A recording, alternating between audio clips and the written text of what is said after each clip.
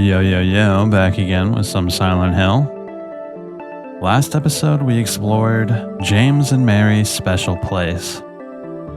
The feelings of nostalgia, the desolation, the lack of anybody around. It really gets to you, doesn't it?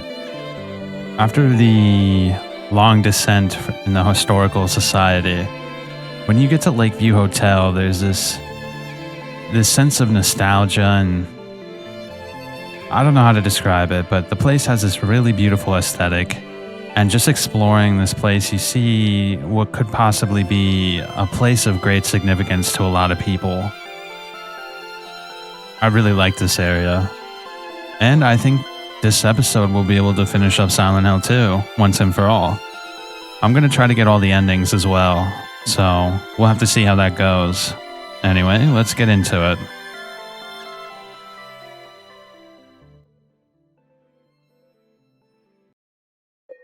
Here we are.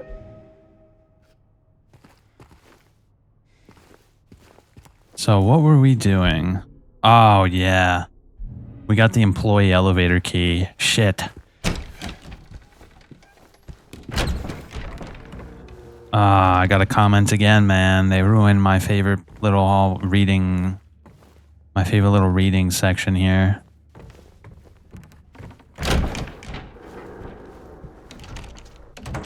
I believe it's over here, right? Yep. Does look a little ominous.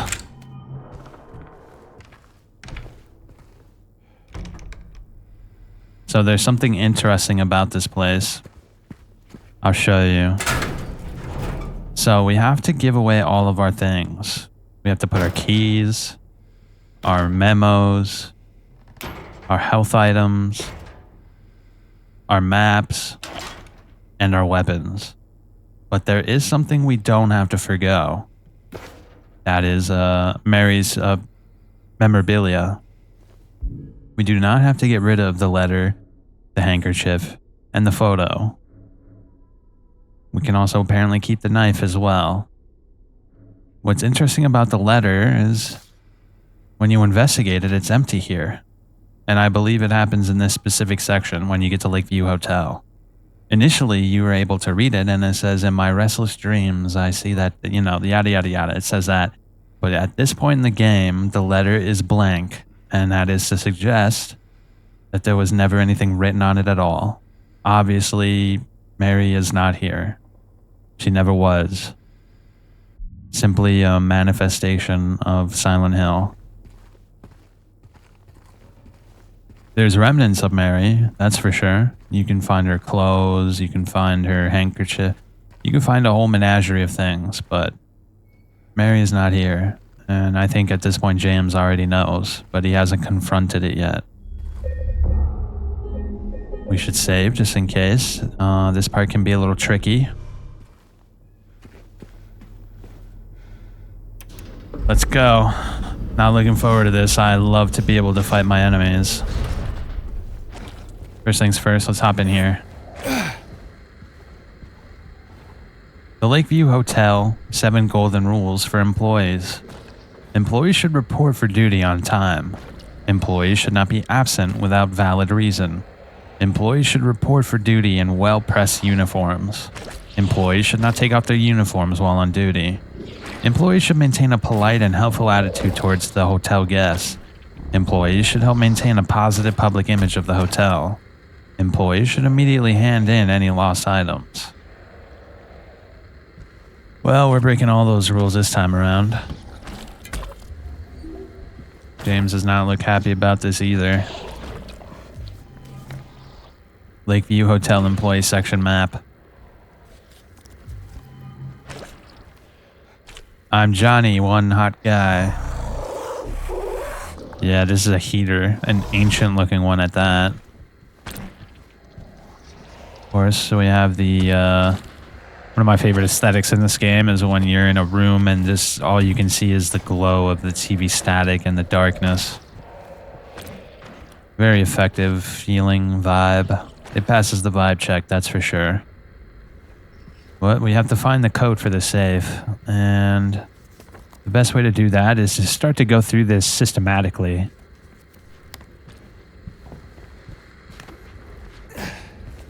Well, let's get started.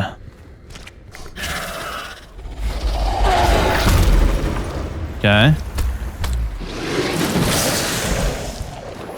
Let's just go through here first. This must be like an employee break room, maybe? Cafeteria, yeah. Same thing.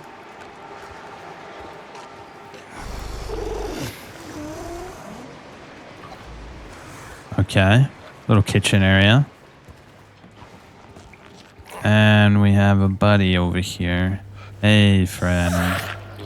You making dinner? What's the dealio, bro? We can also examine bread. I kind of want to examine the bread a little more detailedly. He's not making it easy, though. There's symbols on the bread. I wonder if that has any significance. Oh shit, I think I missed something in there. Let's hop in here and see if I missed something. Yeah, I missed something in the kitchen, damn it. Let's try again.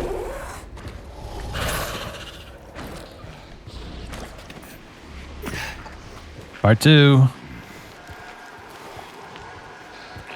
Hey, friend, I've come back to say hello. So what did I miss? What are we looking for here? Oh, is that it right here? Yeah. Okay. I think we should just go out the way we came, right?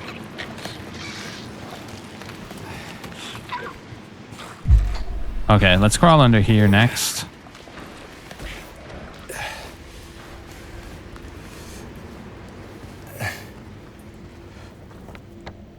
The freezer room into the pantry.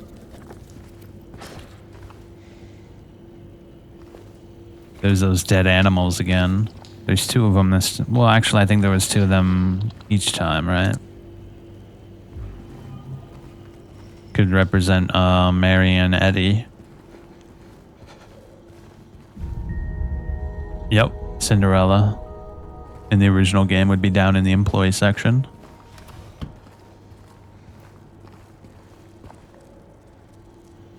Okay. What about in here?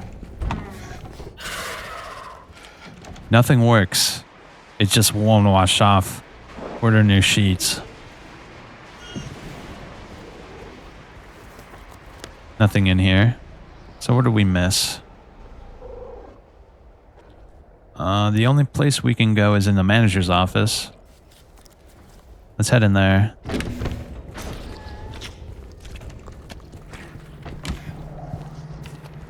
What was that?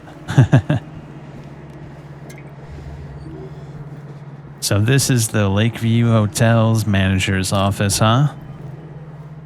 Pretty quaint for such a grand hotel, I'd say.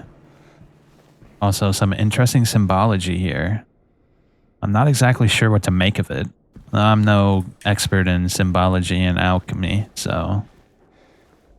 It could be also something else entirely. Some random boxes.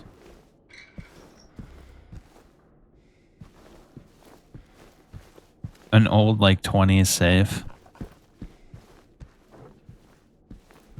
Okay. Love the little noises that just happen in a lot of rooms in this game. Who's dropping brooms out there? April 22nd? Sure, why not? Some strange woman?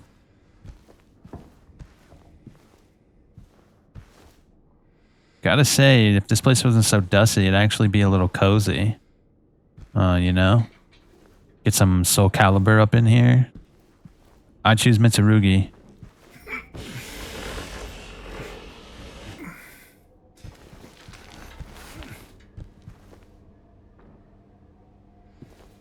What's this? Another one of those strange gemstones.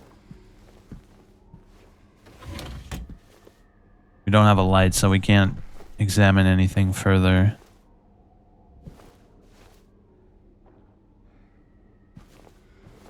Anything in the bathroom? Nope.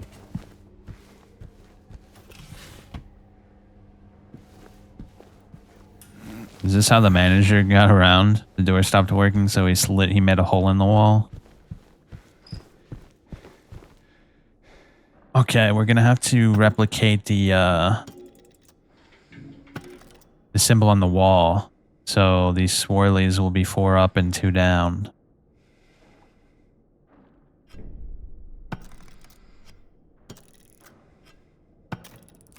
There you go. 2 down. Oh, look at that. 714. Very interesting. It's burnt into the paper. But now we know exactly what the safe code is. You don't like coming in here, right?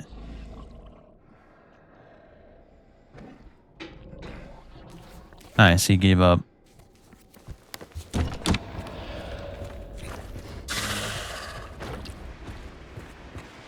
Okay. Oh, nice. He went that way, huh?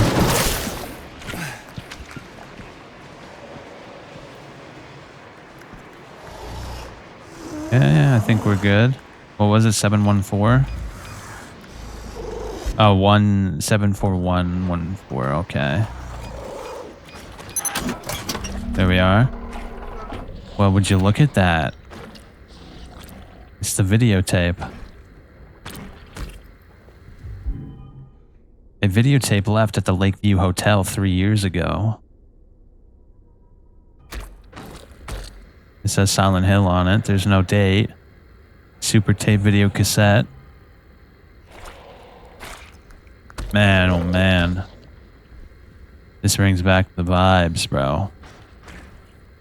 Way back in the day, we used to use these things. Holy cow.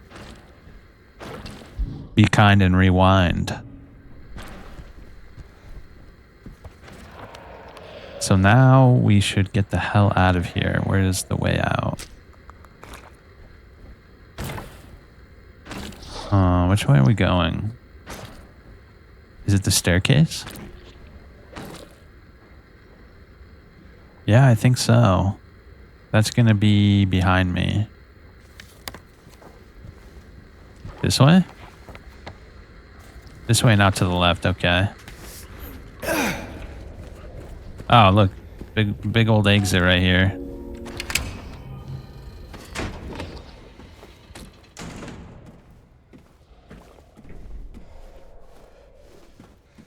Okay. What else are you gonna throw at me?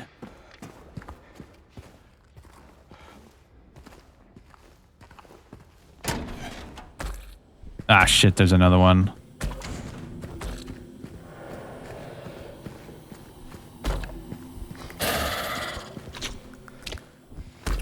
Don't you want to jump? There we go.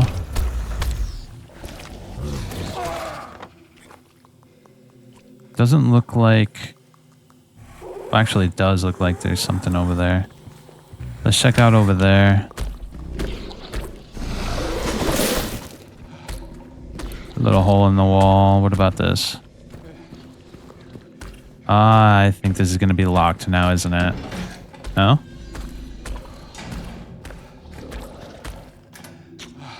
A pump valve.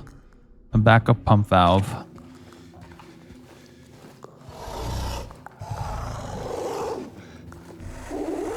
Nothing of too much note in here.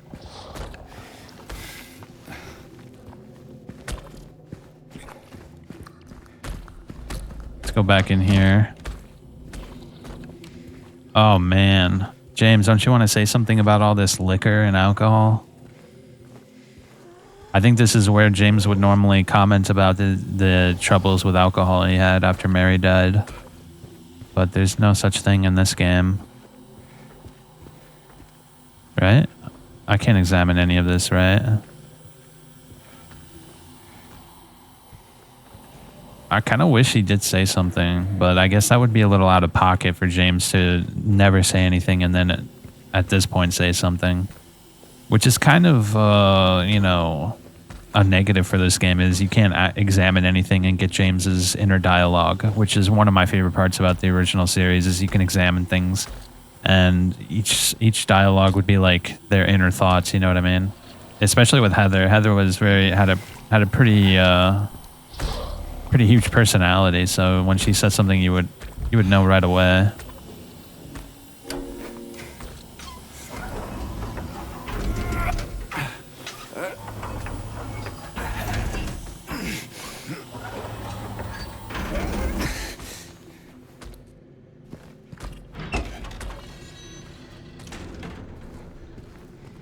Okay. Oh, there's a key right there. What about this though? Some newspapers. Big old machinery. The Venus bar. Which is literally right out here, right? Yeah.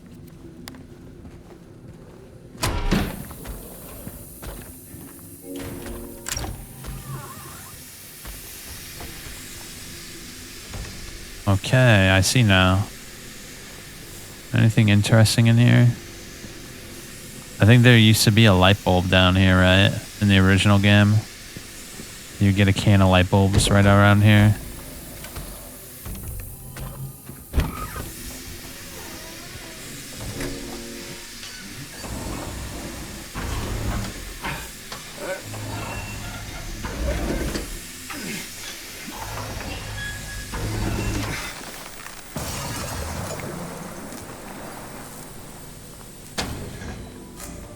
Oh, I see. So us turning the valve broke the aquarium.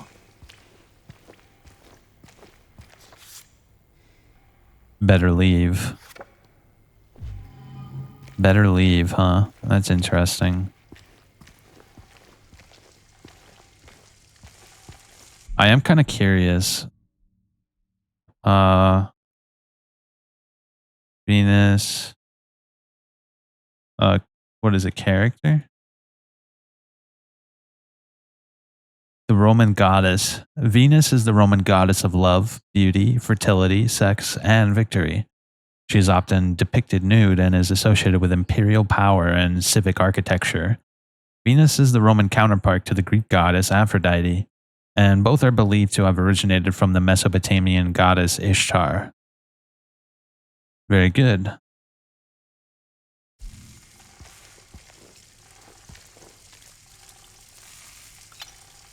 There it is, the Little Mermaid.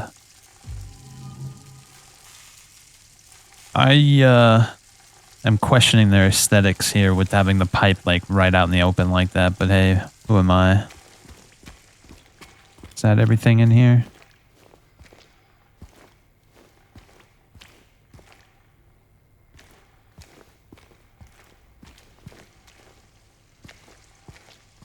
Okay. Oh, what are all these little pictures here? There's one for a beer. Big Fish Bonanza. This month you could be the Toluca King. Damn, that sounds awesome. Bunch of fishing lures. Why allow us to look at this?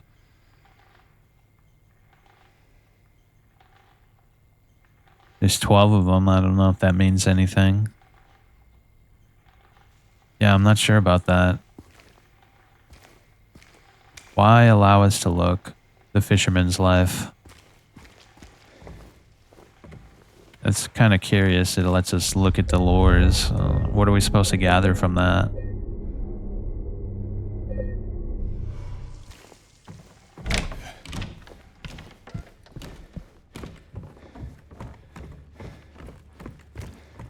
All right, let's run back over to the employee elevator so we can get our shit back.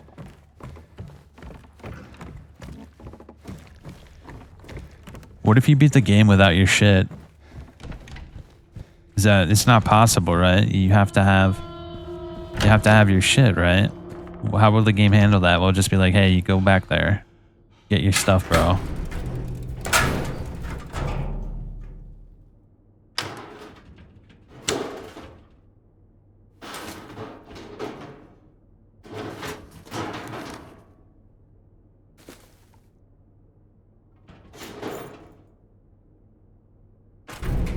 Do we really have to go back and grab our shit? Now I'm kind of curious. I want to see how that works. I'll probably do that on my own time, though.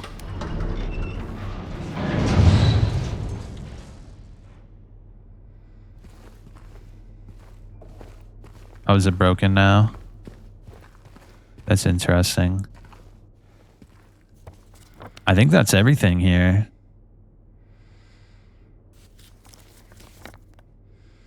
Third floor we did not explore. Yeah, I think that's... Anything down there? No, all those doors are broken. Yeah. That's everything. Now we have to try to solve the main puzzle with the three fairy tales. Now the water is dripping down here. I can't quite tell if this place is dirtier now. Not to that extent, though. And, yeah, I think that's literally everything.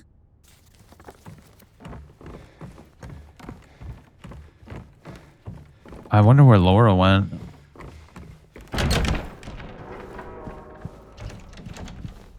Man, I love this whole area.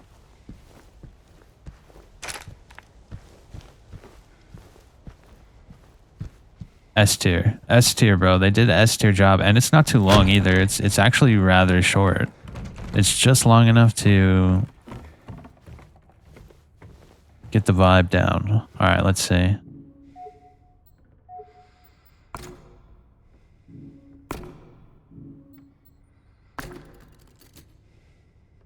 So now we have to attempt to line them up, right?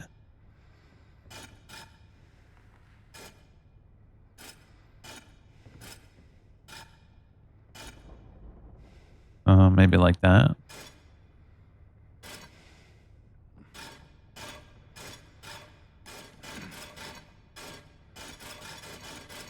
Yeah, that looks about right.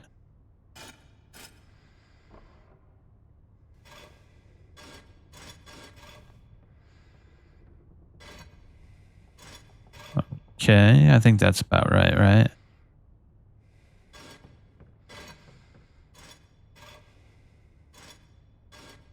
Maybe not.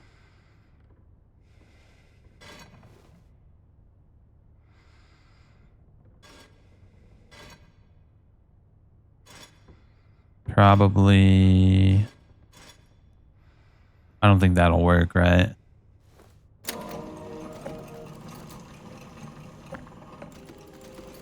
So Little Mermaid is not correct. Oh, I see. Didn't line it up correctly. Yeah, there we go.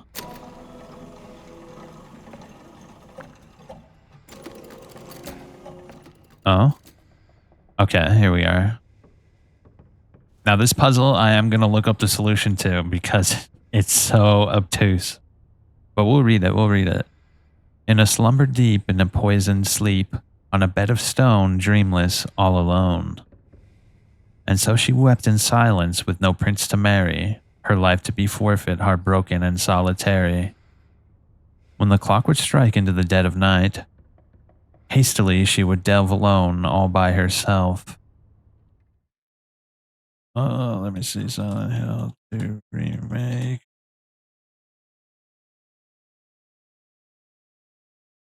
Yeah, here we go. I looked it up last time. You know, my last upload, I spent literally like a half hour trying to figure it out. And it did not work out too well. Okay. We're looking for the hard version though. Come on, bro. Come on, bro.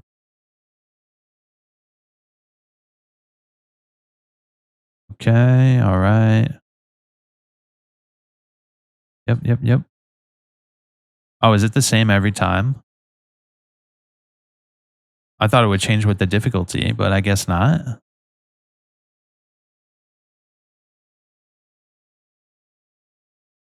Yeah, this isn't something you guess randomly.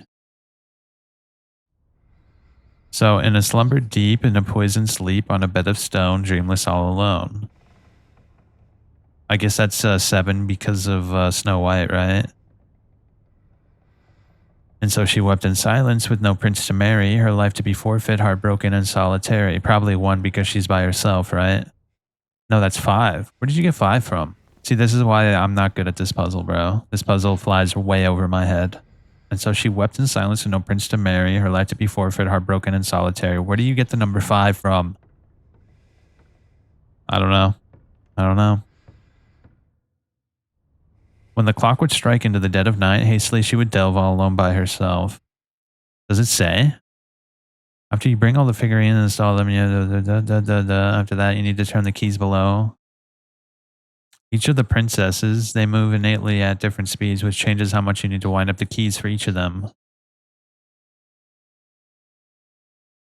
Okay, wait, here it is. Each poem mentions several numbers, but only a certain number is mentioned positively. 7 kindly souls up in the. See, this is this isn't gonna work, right? Hold up, because the poems are completely different.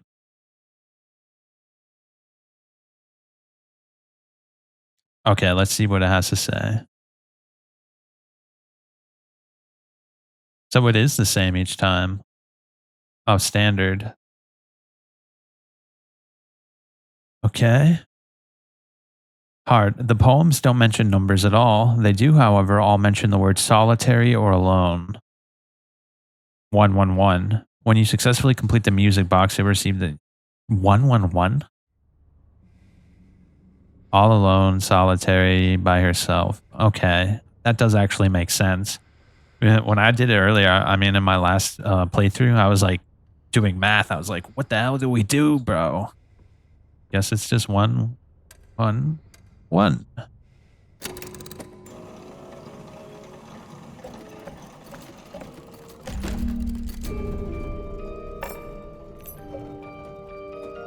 The 3rd floor corridor key. I love this little jingle, bro. The stance. Dun, dun, dun, dun, dun, dun, dun, dun, dun, dun, dun, dun, dun, dun, dun, dun, dun, dun, dun. Dun, dun, dun, dun, dun, dun, dun. Does it stop? Kind of curious now.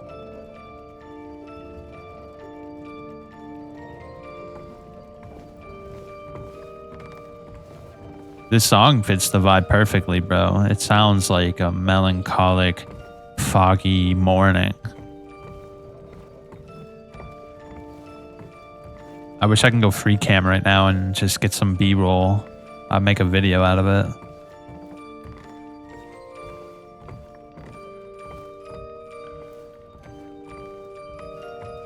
It sounds so sad, doesn't it?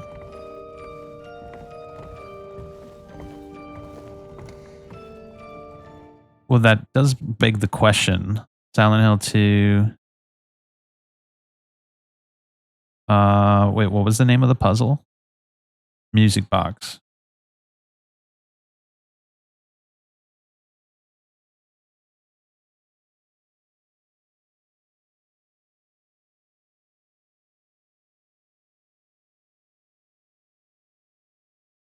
Been thinking about this part of the game, or maybe it's because I can't get that music box tune out of my head. Given this is the final puzzle of the game, I see a few potential threads of symbolic meaning here. Many of these fairy tales actually had a grim ending in the originals. Little Mermaid turns into foam and disappears in some versions of the story. Coupled with the fact that we have to go through the flooded Venus Tears bar at the end, it seems to foreshadow the ending to come. Perhaps even adding more weight to the end water ending. There are three women that feature in the story: Angela, Mary, Maria, and Mary, who each come to different endings for their stories. Maria pretty much says that stays at Rosewater Park. Oh, says that at Rosewater Park she longs for her hero or Prince Charming. Despite her supernatural origins, this puzzle is then the town teasing James with irony to bring him the moment. Okay. Perhaps a more meta commentary is a modern fairy tale. Let's see what other people have to say. Maria represents Snow White. Only her prince can save her, and by kissing her, choosing her, she will awaken from death's cold grasp. If James doesn't choose Maria, she fades away like the monsters, like Pyramid Head. For those of you who don't know, post watching the video, okay, yeah, I get that. Angela represents Cinderella. Interestingly enough, Cinderella wasn't the girl's name at all. It was a name given to her by her evil stepsisters and wicked stepmother, who enjoyed the name so much she encouraged it. Cinderella actually means little ash girl, and it was given to Cinderella while she was being forced to clean the fireplace. You can draw the parallel immediately to how Angela's stairway in the hotel was on fire. The same way the glass slipper is Cinderella's ticket to leaving her past life behind. Angela's knife is her way to escape the abuse, the only life she's ever known. You're the only one we'll save that for next time. All right. Mary represents Ariel. Ariel wanted to be with a man she saw and fell madly in love with. He could do no wrong. Mary defends James to Laura in her letter. James can do no wrong. Ariel was forced to limit her ability to speak so she could be with him. After 3 days of trying to get him to fall in love with her, she failed. The prince couldn't see himself married to a mute, no matter how beautiful she was, and so he fell in love with another woman. 3 long years of being ill and trying her best through the illness to still love James and hopefully keep James in love with her.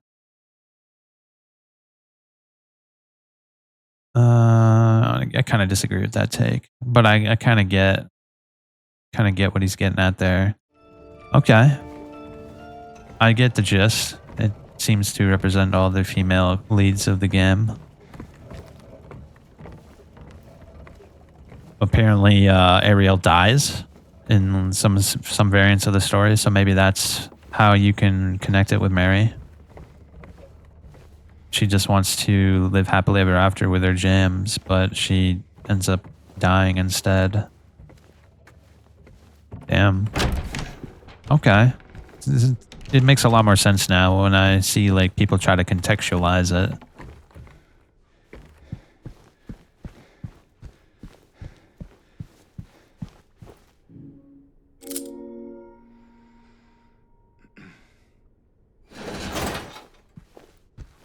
Actually, I just realized something. Let's get a save in.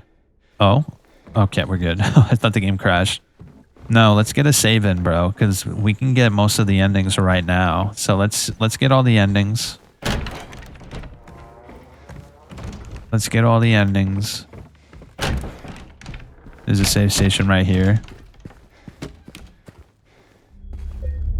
Okay.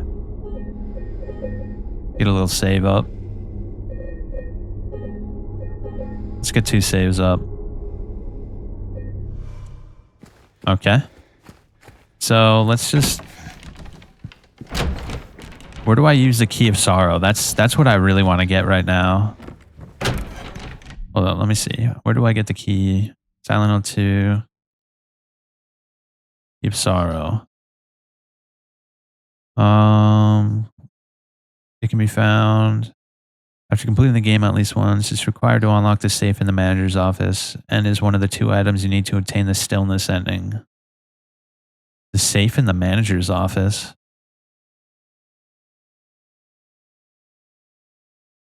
The safe in the manager's office. Did I already open that? I don't think so. Where's the manager's office?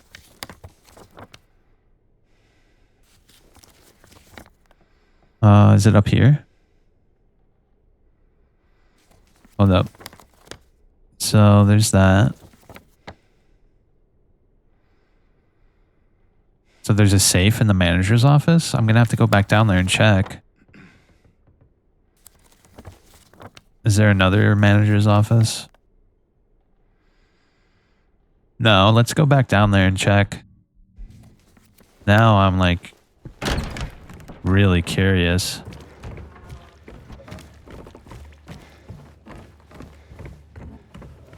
I guess it's good we didn't grab whatever was in there, right? It might force us to only be able to get that ending. Okay.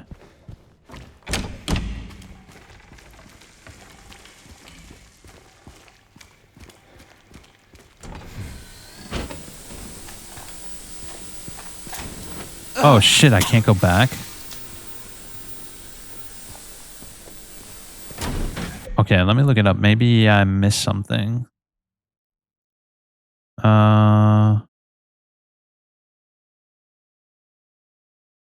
Okay, you need to take the key of sorrow from within the car next to the... Okay. In the other world, Lakeview Hotel, you will find a safe for the key and you need the code. Wait, in the other world, Lakeview Hotel, you will find a safe for the key and you need the code. I don't know what exactly it was. 314, the note beside the room, but at 3, I clicked. Okay, wait, inside is a postcard from the hotel.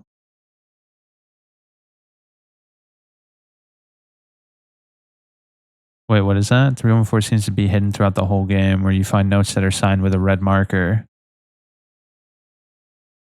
But this should be the connection to the code, and I got super lucky that 314 is next to 312 and I could brute force it. Okay, I see. We're good, we're good. It's in the other world, which we haven't gotten to yet.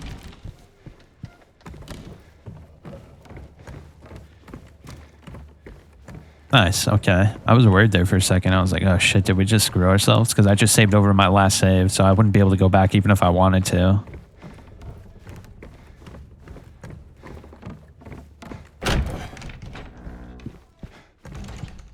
Okay, so we should be able to open the room up. We have the dog key, and we also have... There's one more gem, right? One more thing for the UFO ending.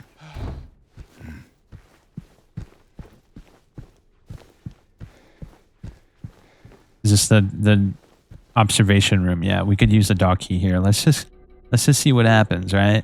Get the dog ending, take a gander, see how it goes.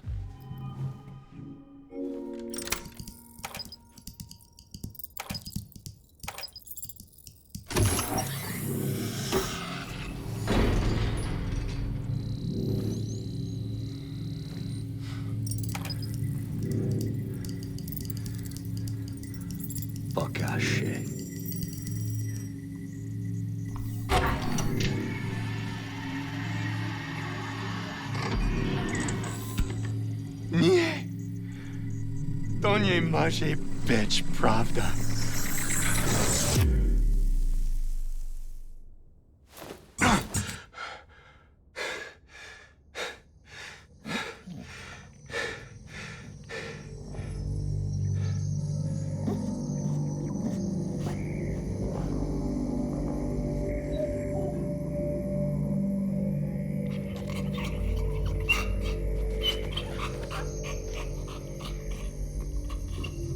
How could you stay mad at that, James?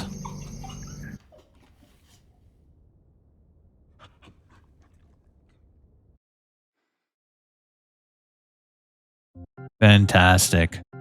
You gotta love the spoof ending, bro. Now, I forget, where do we do the UFO thing? Let's see. I did it before, but it's completely escaped my memory. Okay. Got that. Got the apartment. Got the Rosewater Park. Lakeview Hotel. Oh, yeah. That's how it is. Okay, I remember now.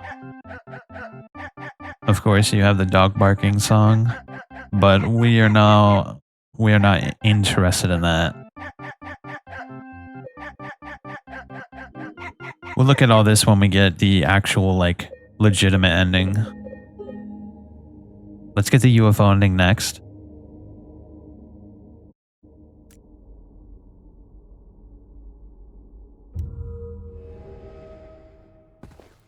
Okay. Well, there's multiple endings we can get. Let's try to go for the mole, I think. The only one I haven't seen is the Key of Sorrow one with the stillness ending or whatever it's called. Kind of interested in that very much.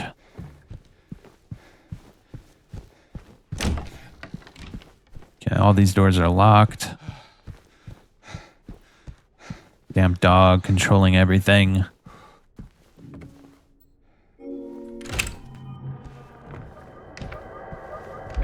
Okay.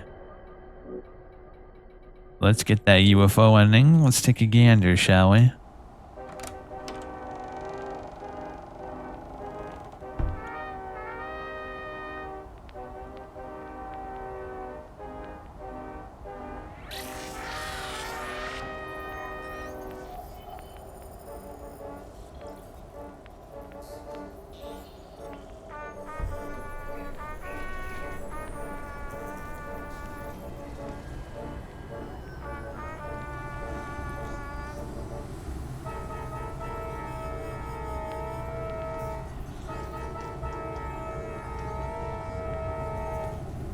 I want to believe.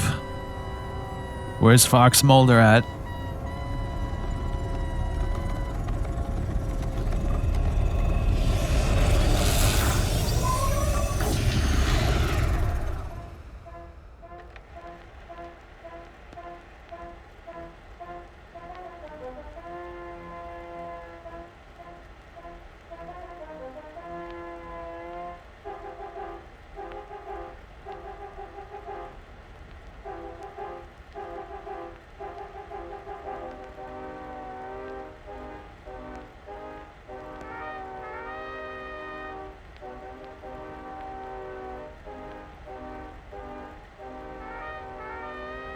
A clone?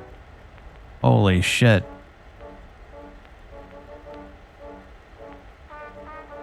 Zzz.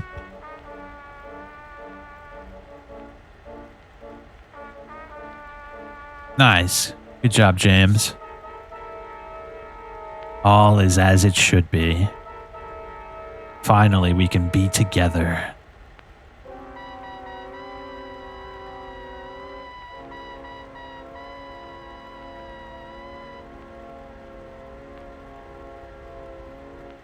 Mary?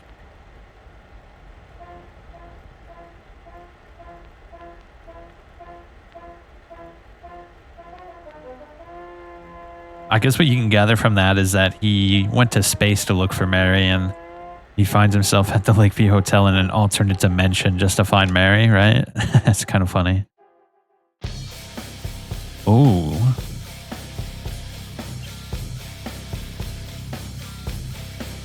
Yeah. Shadows of the Damned.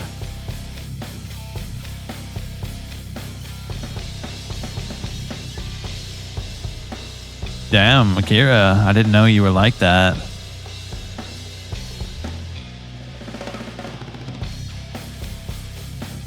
Ooh.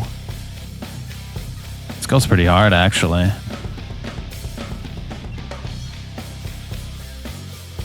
Sounds like Mudvayne, like old school Mudvayne.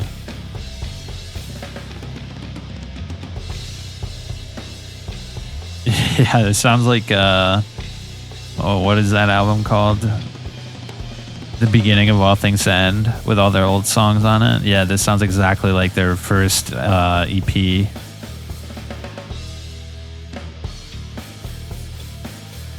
All right. Getting carried away here. Kind of dig that, though.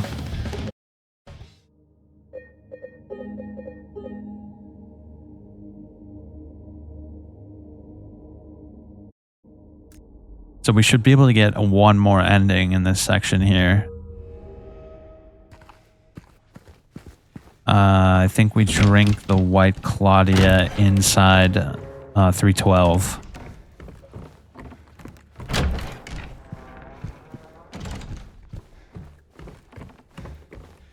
I also like how there's no music in this place anymore. Whereas before it was like this creepy ass music in here. Now there's nothing. Good choice, good choice.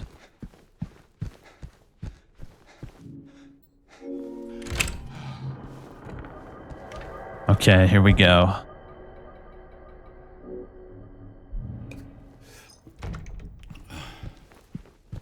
We drink it in here and then put the tape in, right? I think that's how it works.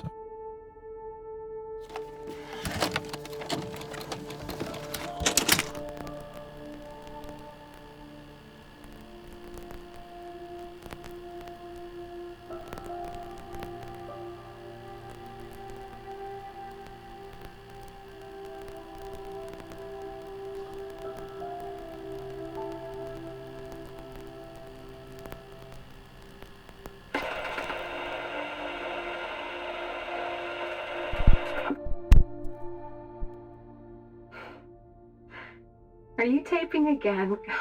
Come on. I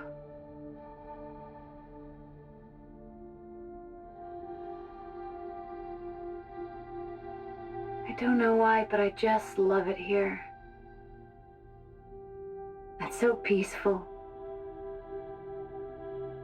You know what I heard? This whole area used to be a sacred place. I think I can see why.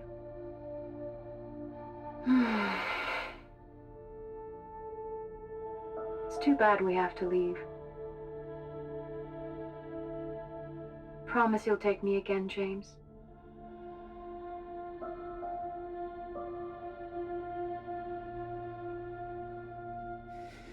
I promise.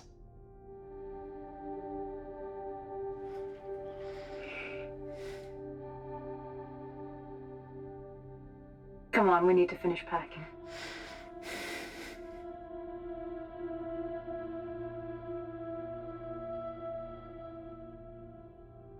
James, honey, did something happen? Oh, no, it's fine. Everything's fine. I like that ending. This is a really cool ending. So the idea is White Cloudy is hallucinogenic in nature. So when he drinks it there, he probably overdoses, but hallucinates before he does. And he finds himself in a manifestation with Mary. See how he's gone now?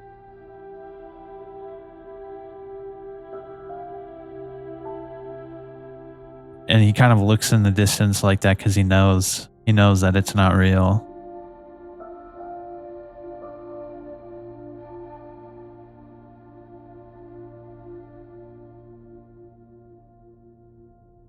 The music, really good as well. I think that's what sells it the most, is the really good soundtrack to that ending.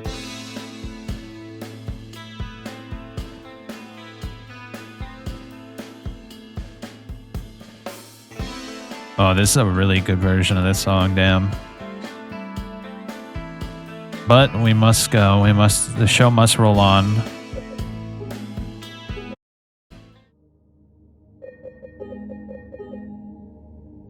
Yeah, I dig that ending quite a bit. What else can we do? Do we have any other possible endings?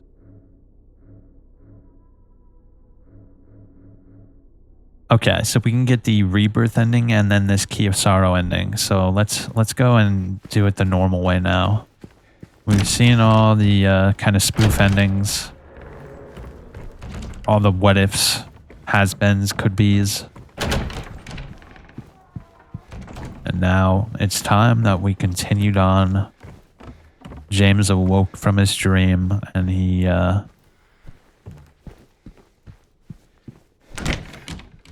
follows through with this whole thing.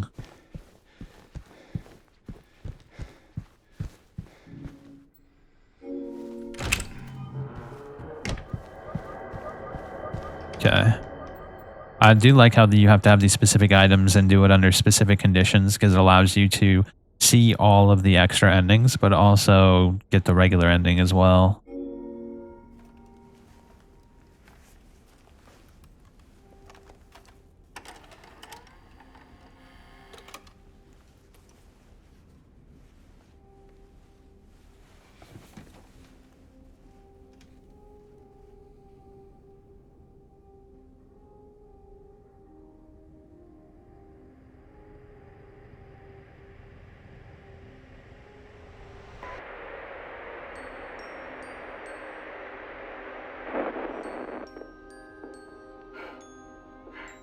Are you taping again? Come on. I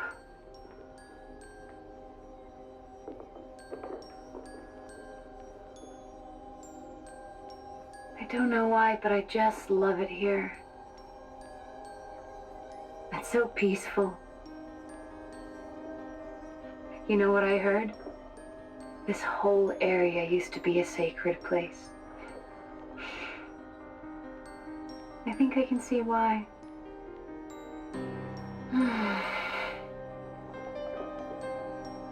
It's too bad we have to leave. Promise you'll take me again, James?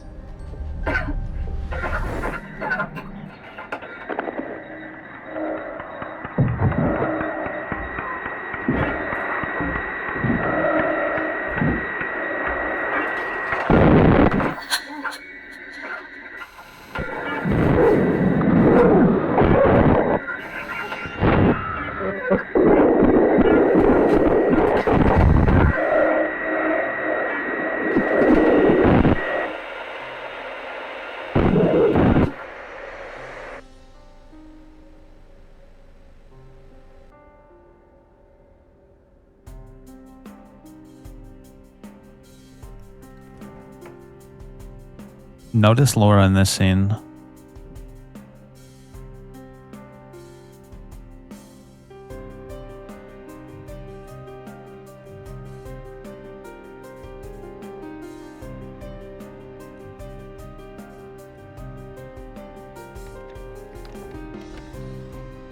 Hey, there you are. Do you know where Mary is?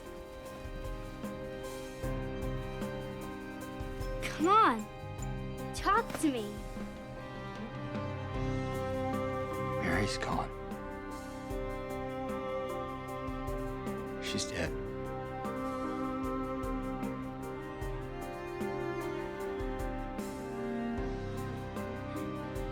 Liar. That's a lie. No. It's the truth.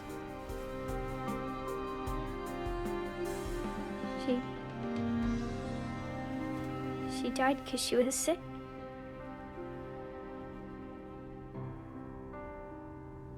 I killed her.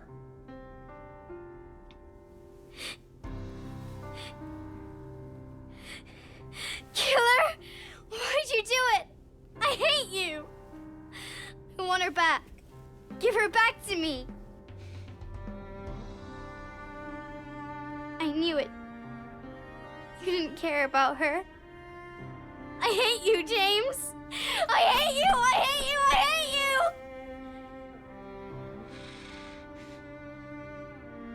She was always waiting for you. Why?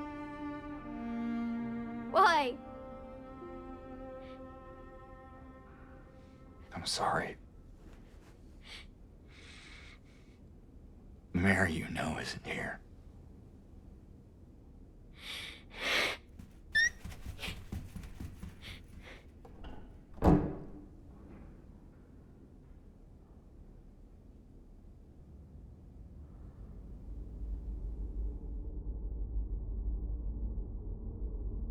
And we are now in the manifestation of Lakeview Hotel. James!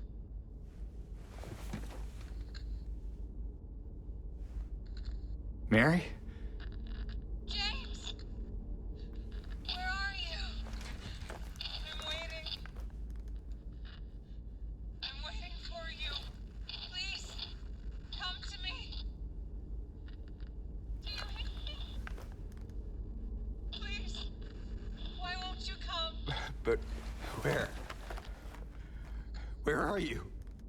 You're so close now. Please, don't give up. Don't leave me out here, James. James.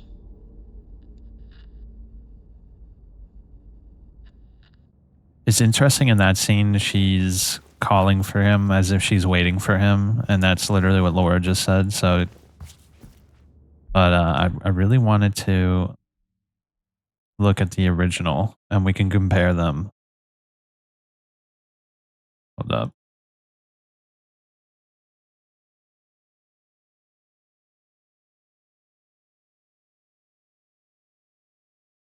I want to see the original. Yeah, I believe this is it. Ah, shit, this quality is abysmal. What the heck? Hold up, we can find a better one. That's better.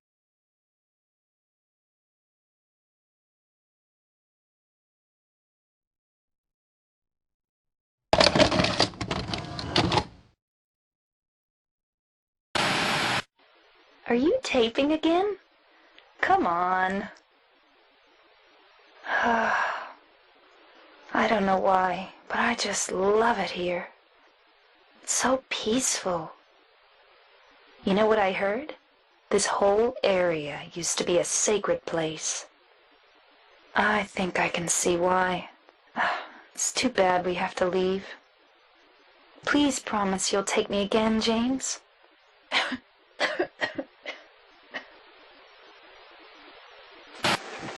I really like how there's like a blinding light behind her. It's very dreamlike. It doesn't feel entirely real, which is to the benefit of the old school games, is that they can have this more dreamlike feel due to the like sort of shortcuts they have to take with graphics.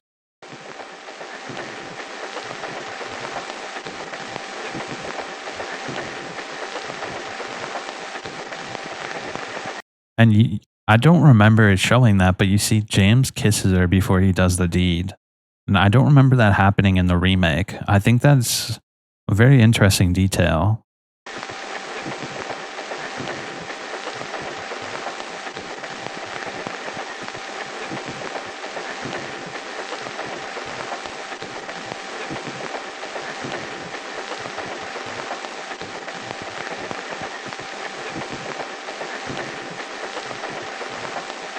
There's also no music.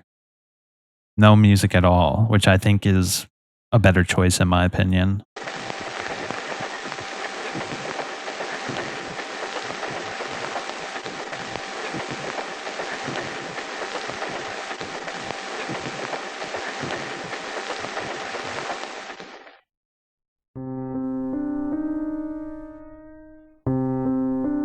Pay attention to Laura's acting. I think the remake Laura did great, but I think the original Laura is better. Maybe you'll disagree with me. Let's see.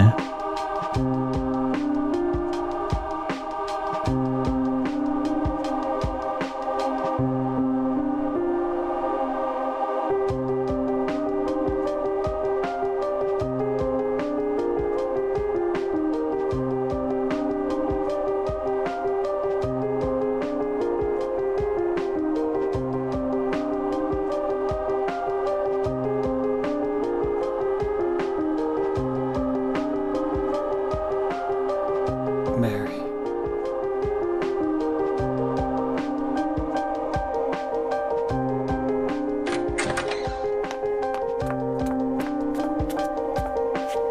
So there you are, James. Did you get the letter? Did you find Mary? If not, let's get going already, okay? Laura.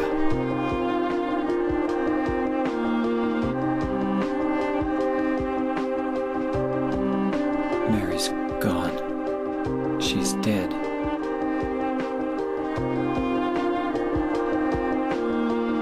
Liar, that's a lie! No, that's not true. She died because she was sick? No, killed her.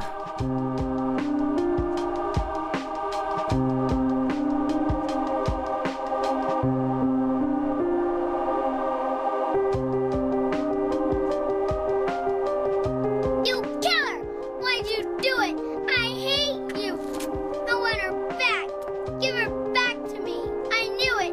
You didn't care about her! I hate you, James!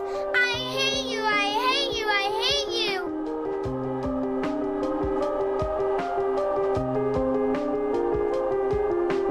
She was always waiting for you. Why? Why?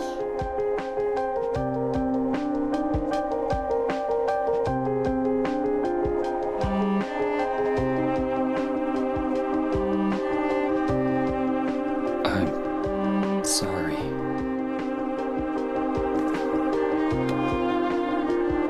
The Mary you know isn't here.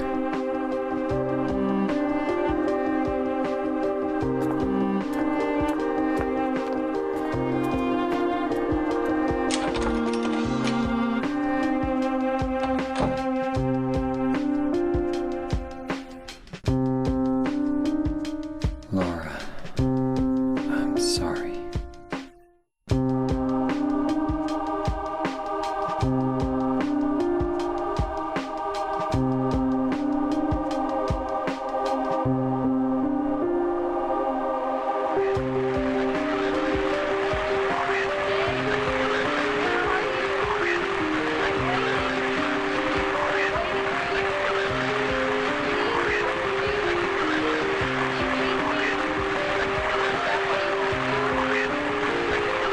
That voice.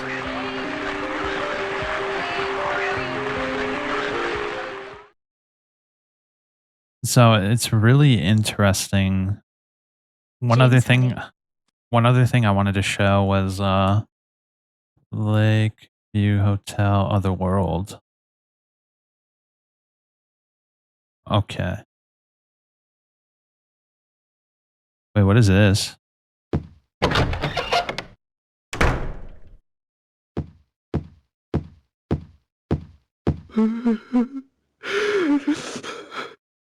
What the hell? Oh, dude, that's interesting. It's in the original game too. Look, 208. You remember we heard that kind of that sobbing in 208 in the remake too? That's really cool. They added that. No, but what I wanted to show was the other world in Lakeview Hotel. If I can find a video that can show it.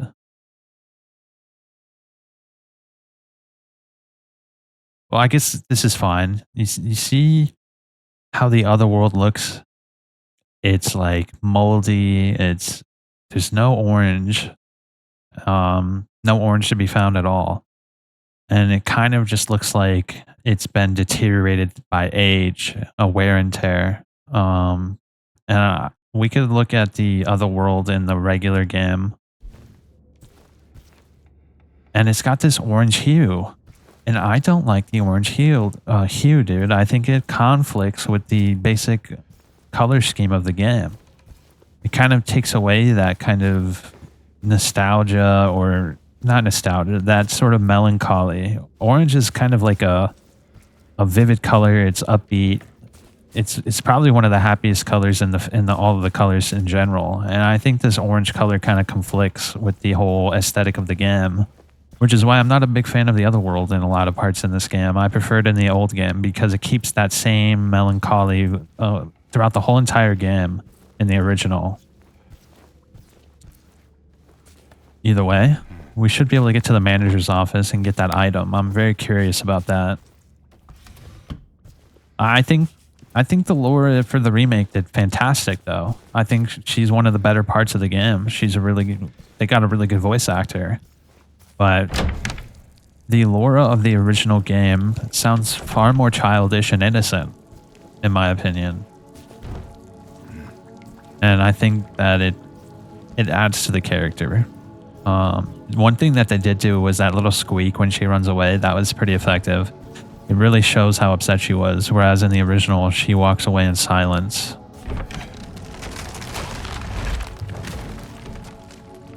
So we're keeping an eye out for the safe in the manager's office. I think I remember where it is. I actually don't think there's any enemies in this section of the game. Well, there is, and I'm definitely going to comment on it. I think it's really interesting how they handled that. The bed is just like completely melted. See, in this other world, it doesn't feel like mold. It doesn't feel wet. It kind of just feels like rusty, and I don't know. It has a completely different vibe, and I prefer the vibe of the original personally.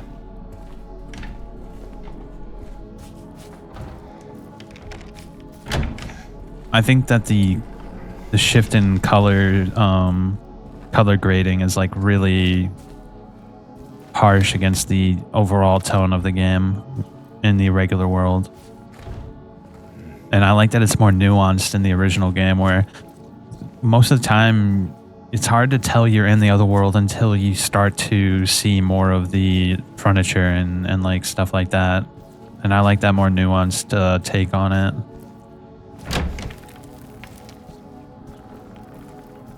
In like places like Brookhaven Hospital, it's also more green and white.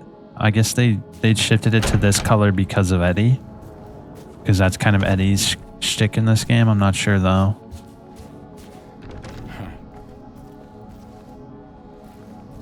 I'm just glad they kept the song. This song is really good, especially after watching that cutscene. I think the song is S tier song.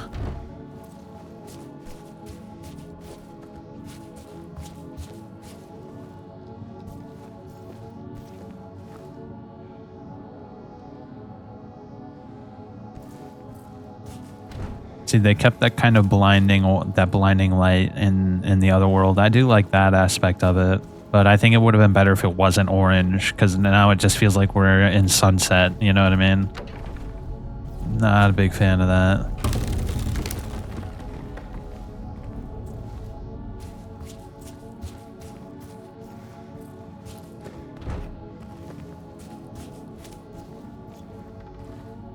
Okay.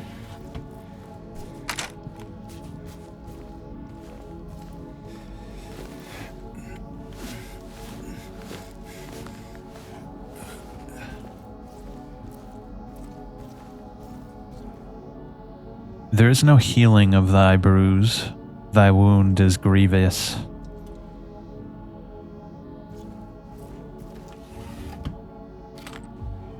Thy wound is grievous.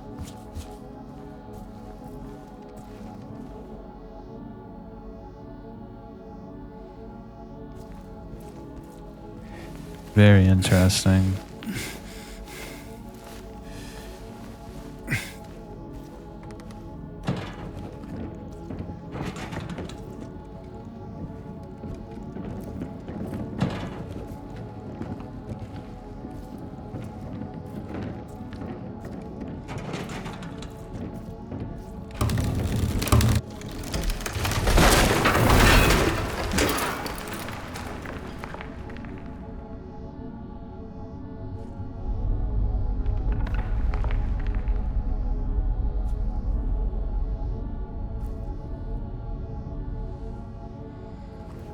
Did I check out over here?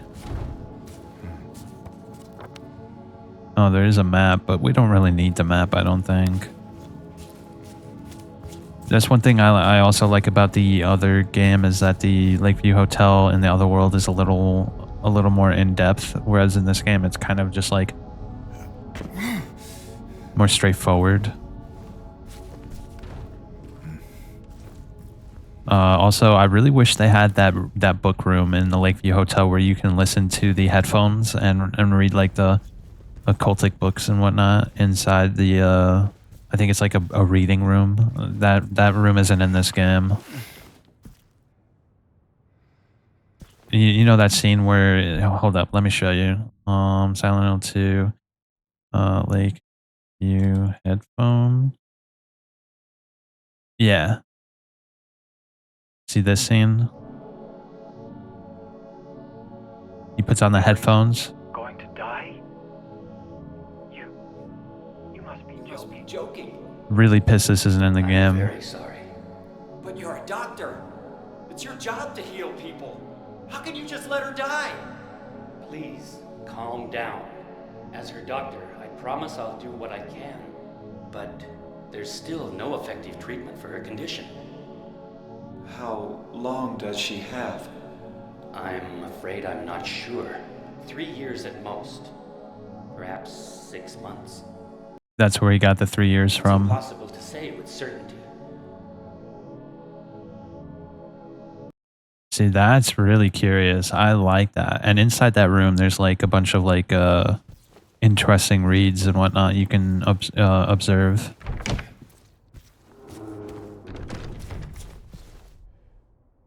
Wash yourselves, make yourselves clean. Remove the evil of your deeds from my sight. What is that? Let me see. Yeah, what is this? Isaiah 116.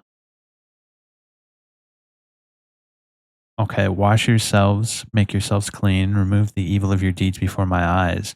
Cease to do evil, learn to do good, seek justice, correct oppression, bring justice to the fatherless, plead the widow's cause. Okay. Very good, very good.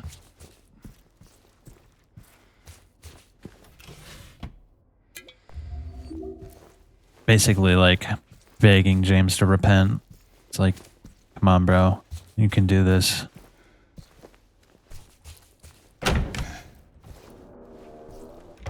I actually don't think I ever got the leave ending. The first time I played, I got the in water ending, and the second time I played, I got the rebirth ending.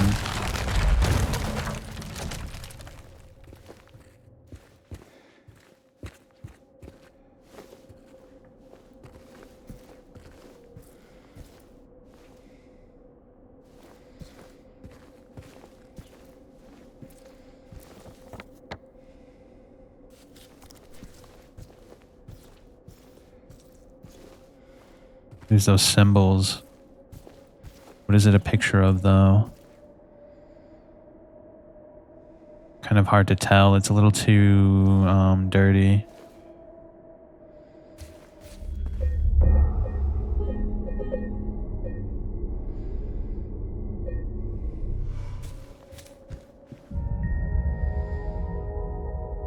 Yeah, it was in the reading room. I don't know why they wouldn't have it in the game, dude. They even reference it, like just now they reference it. It also doesn't have the books in there either that we could read. My only theory is that they think the game is too long and they didn't want to have it be any longer than it already is.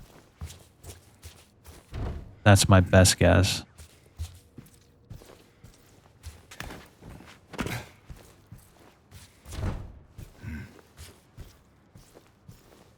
I think it's a really good scene, though. Kind of sad it's not in the game.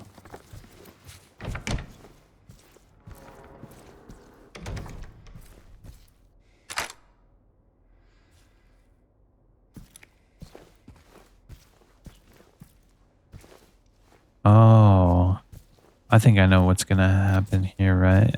Oh, hey, what's up, dude? Okay, we gotta go to the elevator over there.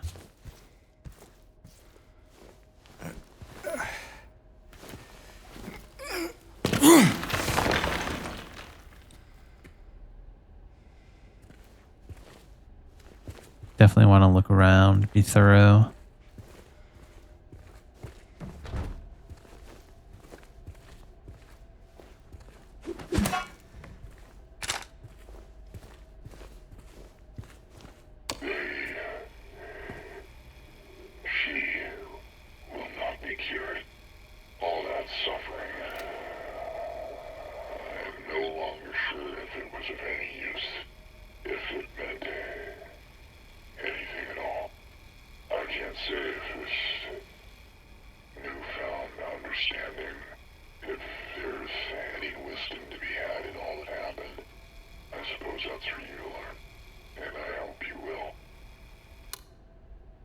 Interesting. So that's the director who's been guiding us this whole time.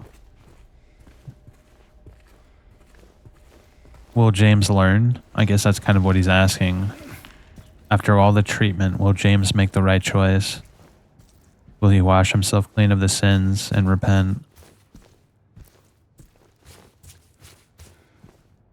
To be determined based on the ending you get.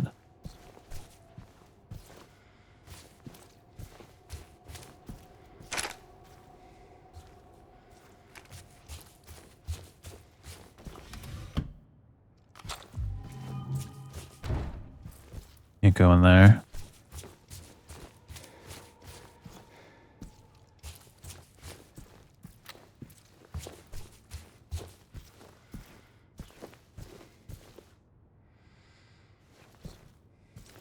Okay. The music is now stopped.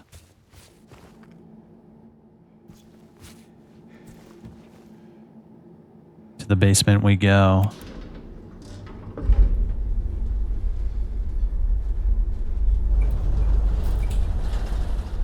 Very far down, apparently.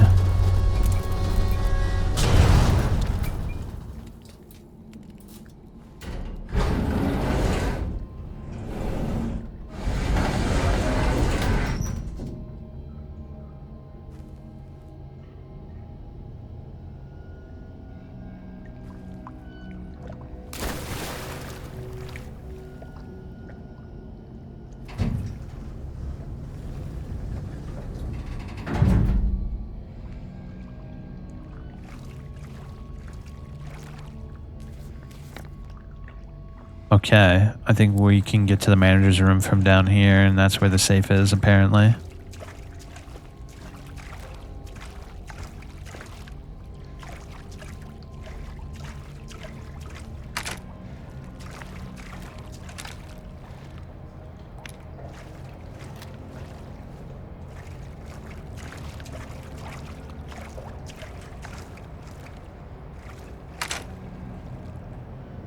The Music Machine 2000. Oh, are those lures still over there?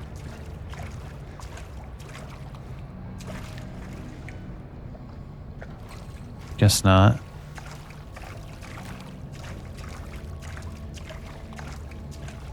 See, this is better when we're down here and there's that harsh orange isn't there. I just don't like that color. It makes sense for like Heather and Cheryl, but not for James.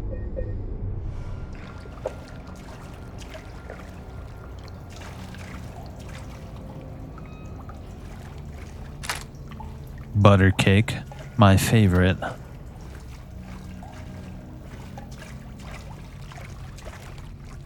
Oh, did I save? I think I'm going crazy, bro. I'm pretty sure I did, but I'm gonna do it again just to be sure. I think I'm going crazy, dude. I'm going crazy. I'm going insano mode right now. It's good that there's a save station right here because we can get both those endings relatively smoothly.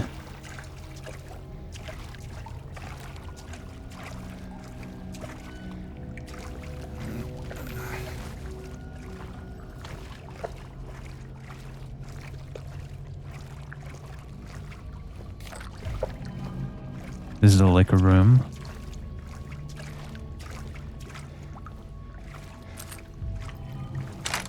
Good amount of ammo as well.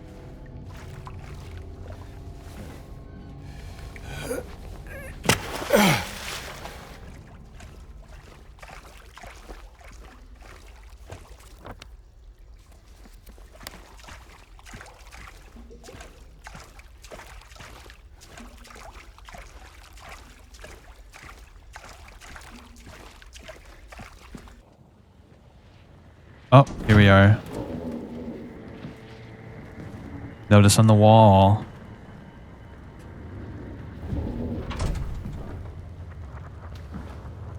Masahiro Ito confirmed it. Mama, I was looking for you. You're the only one left. Maybe then I can finally rest. Mama. What's wrong? Wait.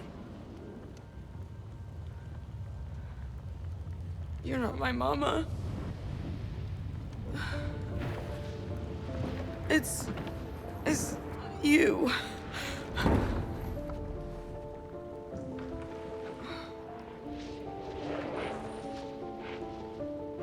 I'm sorry, Angela. I think you were right. What we're looking for, it's not here. Not anymore.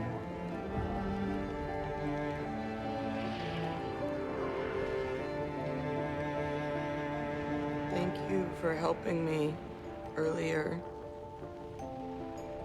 But I wish you hadn't. Even Mama said it. I deserve what happened. No, Angela, that is not true. Don't pity me. I'm not worth it.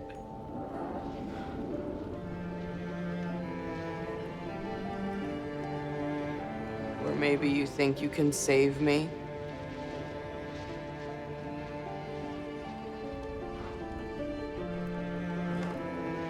Will you love me? Care for me? Heal all my pain?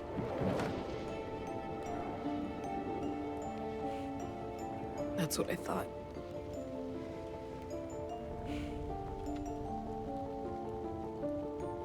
James.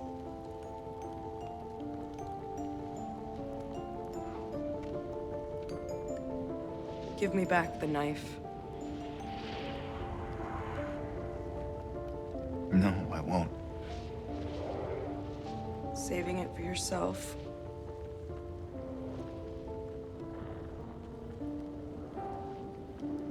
Have it your way. It doesn't change anything.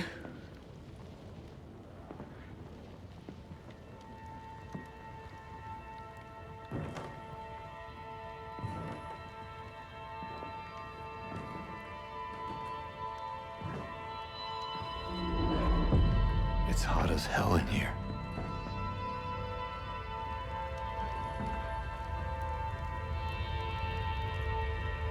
You see it too?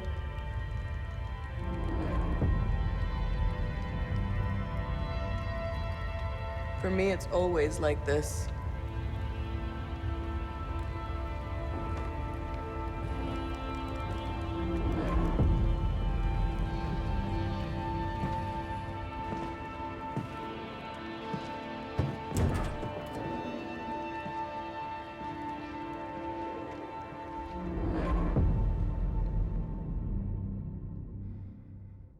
And there it is. Let's watch the original. I think I still prefer the original as well. I like the way Angela says, "Will you heal me? Love me, you all my pain." And this one, she kind of tries to emulate it, but it doesn't work exactly.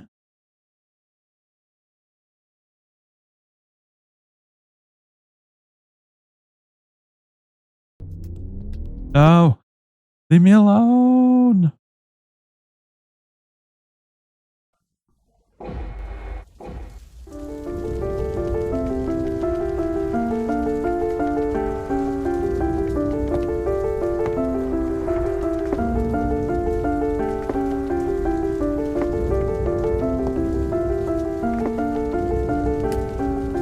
Mama!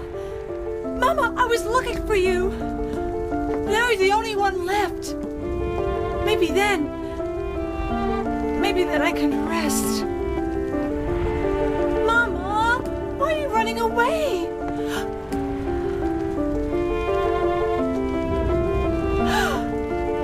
You're not my mama. It's you. Oh, I'm sorry. Angela, no.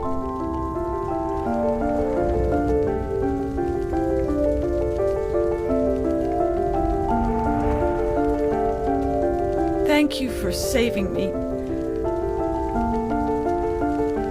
But I wish you hadn't.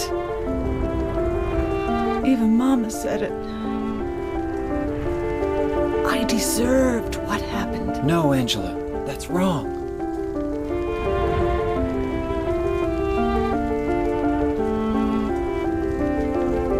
No. Don't pity me. I'm not worth it.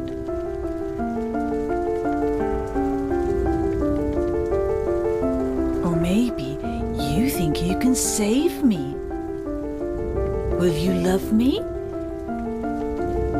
Take care of me? Heal all my pain?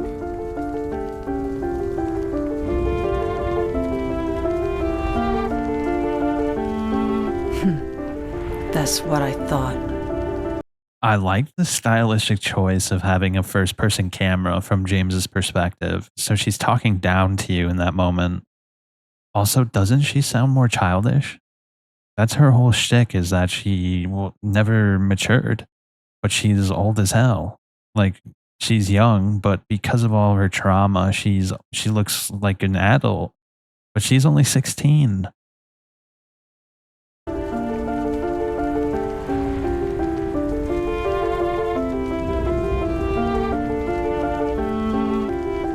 James, give me back that knife. No. I won't. Saving it for yourself? Me? No. I'd never kill myself.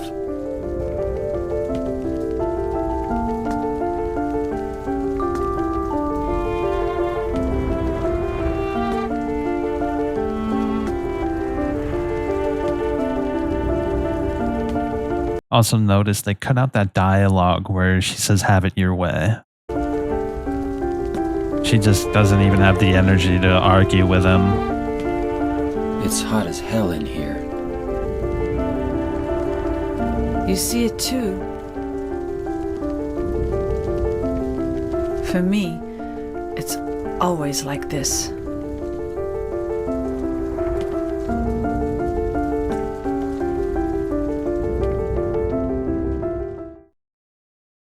I'm sorry, dude. I'm sorry, dude, but come on. The original is just superior, bro. I don't know what to tell you. People think that it sounds stunted or it's uncanny valley or it's this or that. No, it's just better. I don't care what anybody says. The voice direction is so kino in the original, dude. And they don't have to embellish anything. They don't have to add a little extra dialogues to convey to the player what they're thinking out. It's just better, bro. I don't know what to say. And I think the original game is great. I mean, the remake is great, bro. It really is. This is a fantastic game. It's worthy of the praise it gets, but it's just not on the same level. There's a lot of things I love about this game, but the voice acting will always and forever be the weakest part of any reimagining or rework or remake. It's unreplicatable. You can't replicate the magic that they somehow achieved with like those cheapo mode actors. Those actors work their ass off, bro. As you can see now, this whole area is burnt. After we met with Angela, her manifestation is bled onto James's reality. Also, as you can see, the enemies, they don't have the energy to care. The same way Angela doesn't have the energy to go on anymore. The monsters can't be bothered. I don't think that's because of Angela, by the way. I think it's mainly because James has realized the truth and he doesn't need to be punished anymore. He needs to face retribution, which Pyramid Head will give him, but he doesn't need to be punished by the monsters anymore. That's why they don't want to attack you right now. Also, looking in here. This is a reference to Angela burning down her dwelling, because it's all but confirmed that she killed her father and her brother, and then a fire happened and then she ran away. That's why everything is burning in her manifestation. And my personal theory is that her brother died in the fire. Because it doesn't explicitly, the cops never found her brother's body. At least the newspaper didn't mention it.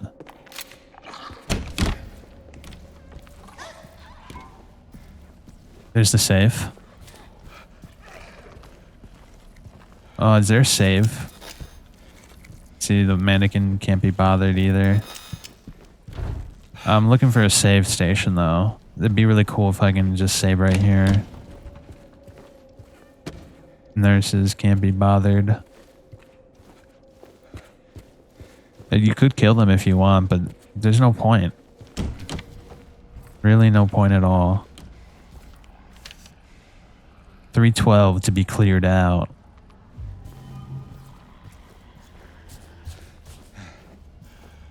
Okay, so I think the guy said that the code to the safe was 314. Very curious about this ending, dude. 314. What is it? Toluca Lake, a place you'll always return to. Wow. That's the first time we get a full picture of Toluca Lake without the fog. That's interesting. There's no letters or anything. Is this how James and Mary found out about Silent Hill? Is this postcard? What does it say? A postcard depicting the Toluca Lake. It's unbelievable that it survived the fire. Unbelievable indeed.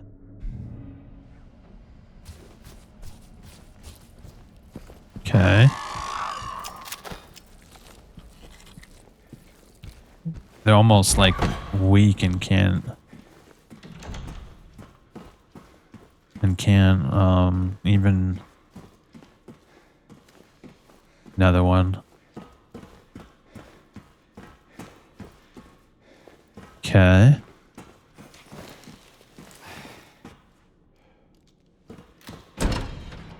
Ah, man, I should have just saved here before I got it. I didn't know. I should have remembered about the 9 squares. Apparently this is extremely important. There's a lot of theories about it. I mean, some people think it's something to do with the monsters. I mean, the nurse sucks on one of the red squares. Is there any like leading theory about the red squares?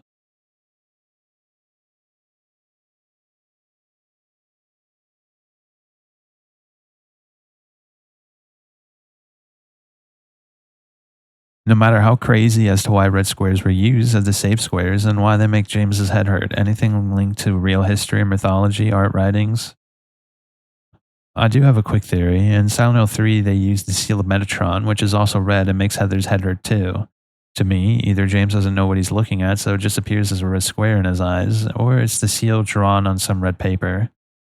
The Brookhaven save point is in the same room in both games, so I'd like to say the paper and the seal are linked somehow.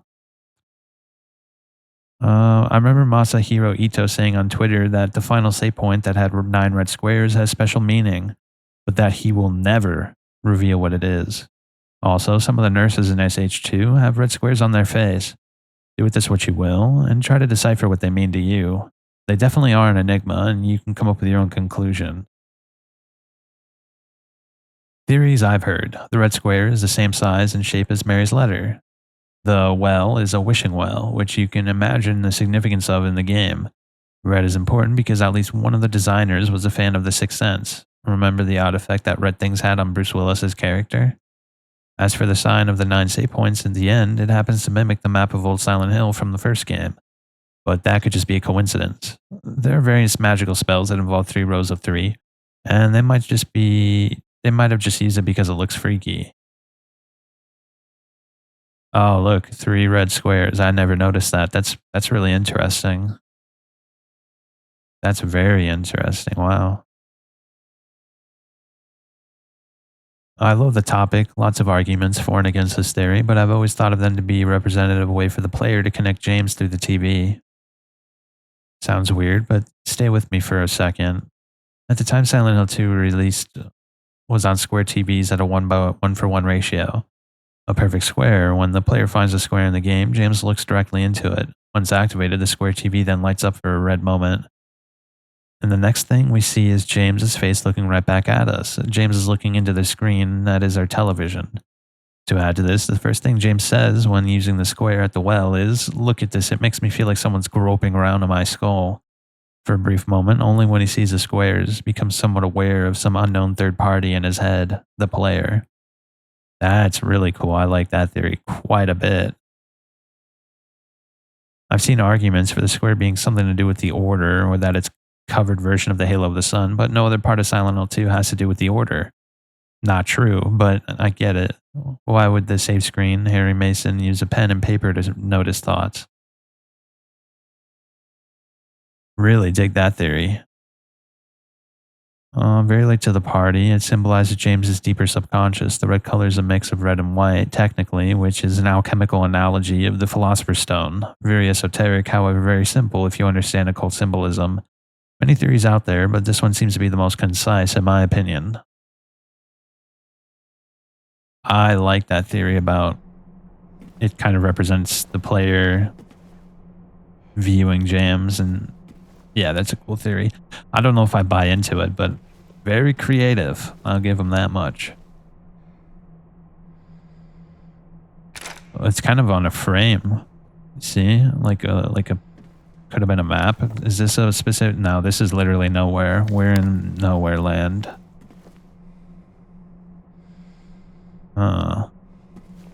I'm sure many smarter people have stood here like I am right now and tried to theorize what this could mean. I'm gonna move on. Did I save? Okay, yeah. That's fine, that's fine. Yeah, we're good, we're good. We must continue.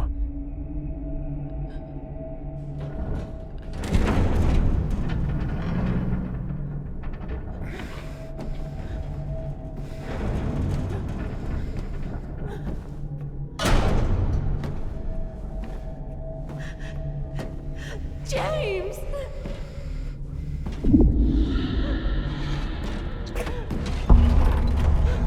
Leave her alone.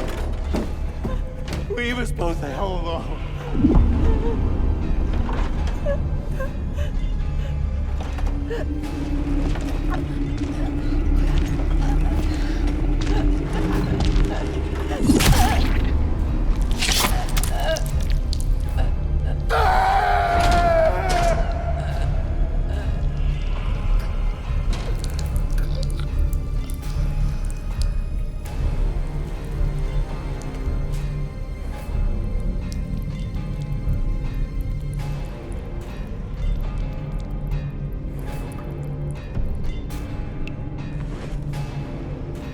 James is on like a ritualistic circle. You see that?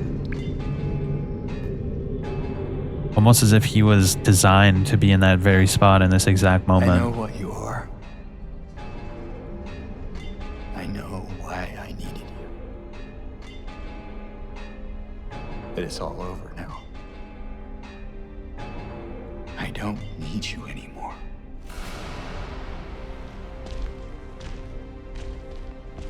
James is now the Ubermensch.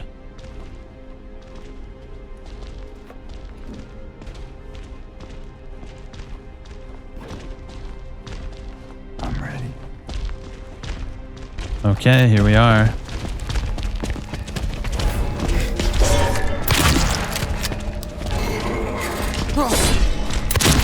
So by shooting them, you lower the time limit of how long you have to fight them.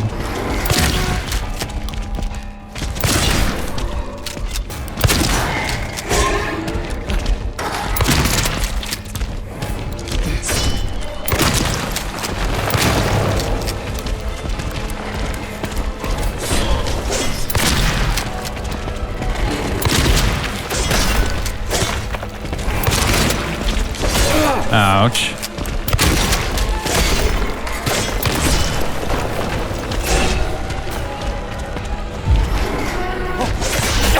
Ooh. Ooh.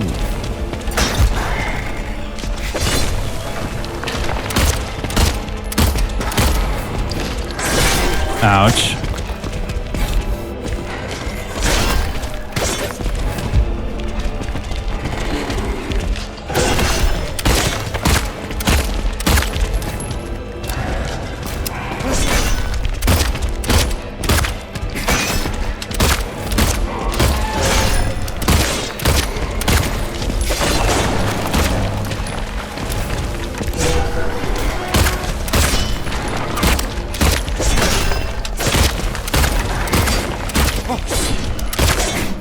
that almost hit me. Oh, shit.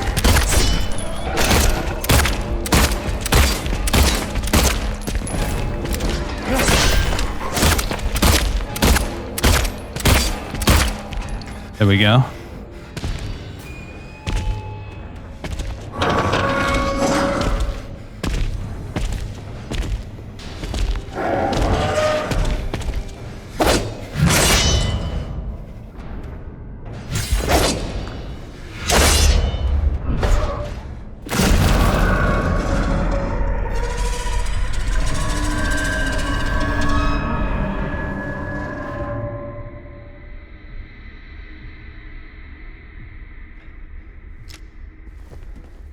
Okay, I find this circle very interesting. It's very alchemical. It almost seems like by design, James went through all of this by someone else's design. That this circle was carefully planned out in sort of like a ritualistic fashion, and that they performed a ritual to force James through this process to find himself in this exact spot in this exact moment. It's really interesting. Also, they have the 2 eggs. I think each egg represents Eddie and Mary. The rust-colored egg. And the scarlet egg. Let me see if that's actually a thing. Let me see what other people have to say. Silent Hill, 2 eggs. Got a question about the eggs. Symbolize Mary and... I think it's for Mary and Eddie because it's the 2 people he's killed. That's why the second pyramid head exists, is because after he killed Eddie, that's when you see the second one.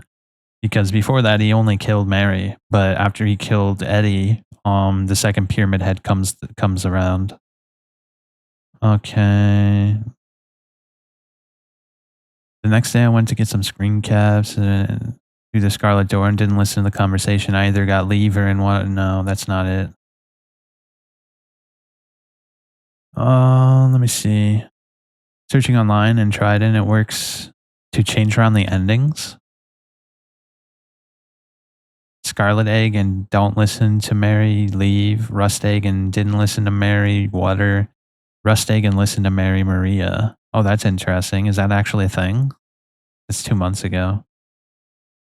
So maybe it adds or subtracts points and you can play around with the last save file and what you do. Looks like we had different results, but still a good way to try. I think the eggs depict Mary and Eddie, hence why there's 2 pyramid heads at the end because of James's guilt for killing Eddie and Mary. But besides that, the endings are influenced by your decisions throughout the game. The ending will be depicted all the way down to the items you interact with. The eggs symbolize Maria and Mary, as there is 1 healthy new egg and 1 rusty dead egg. No, I disagree with that guy entirely. James didn't kill Maria. Pyramid Head did. And Maria isn't an actual tangible human. Eddie is. So that guy's just completely wrong. Sorry, buddy. Nice try, though. Let's put both the eggs in. Oh, ammo. I should probably grab that. You know, I think on my first YouTube playthrough of this game, I did try messing around. But nothing really changes. There's not really any big differences. Maybe we're going to listen to it, by the way. Let's listen. What do you want, James? Flowers? I don't want any damn flowers. Just go home already. Look at me. I'm disgusting. Between the disease and the drugs, I look like a monster.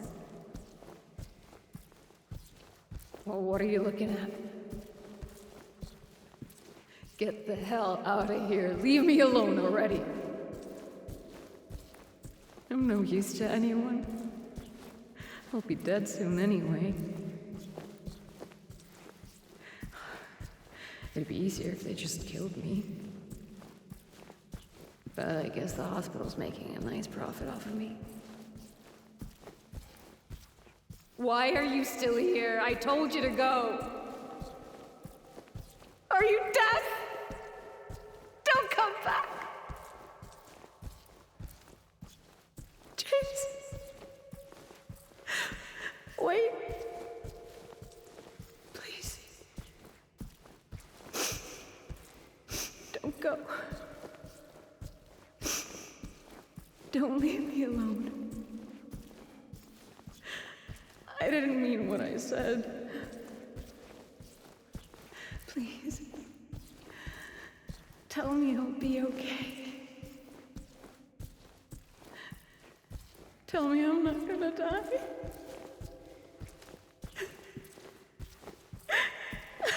Help me.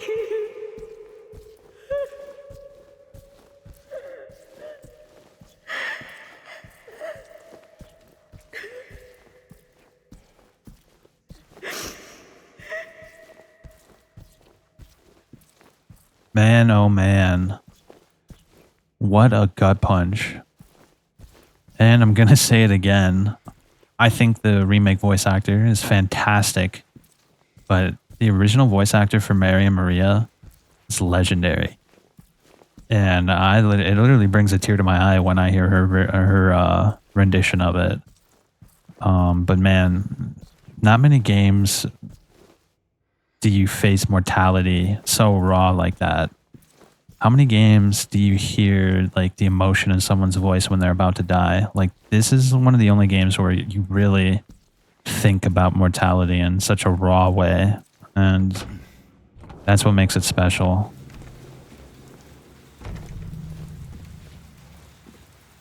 Like this game really makes you think about the frailty of human life and just facing mortality with no chance, knowing that you're not going to make it.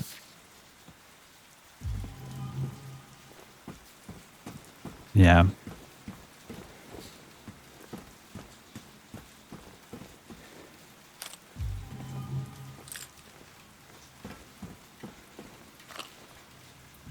In order to beat this game, you have to face it head on with Mary.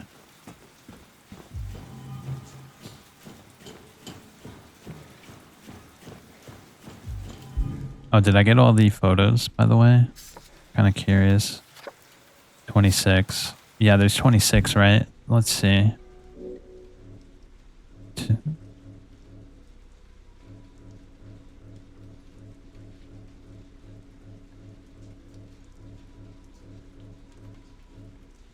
No, I didn't get all the photos again. I missed them some. I missed like, how many? I think I missed 6. How did I miss 6, bro? You saw how thorough I was in this playthrough. It's going to go on my bucket list. Before I die, collect all the photographs in the Silent Hill 2 remake. Also, this area is very interesting. It's almost as if James is climbing out of the abyss after having gone through the abyss, and he's climbing and he's like clawing his way out. And now, in order to leave the abyss, he has to confront himself. He has to confront his shadow. Maria is kind of like a shadow in a sense. See, we're out of the abyss. Now we're coming out and we have to face our shadow, our manifestation, the dark part of our subconscious.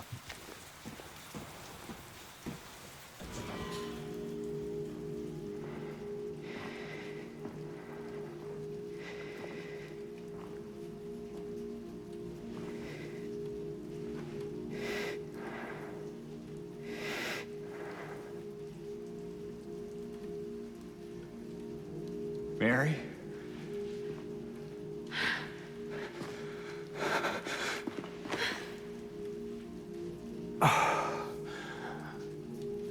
I have missed you so much. I've missed you too. We can finally be together. Forever.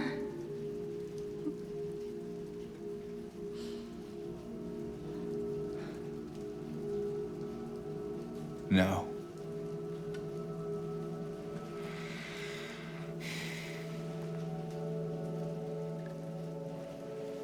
James. Honey. What's wrong? I'm sorry. I know you tried, James, please. but she's gone. I know that now, Stop it. and I can't just keep pretending. Shut up! What do you want? Do you even know anymore? I'm yours.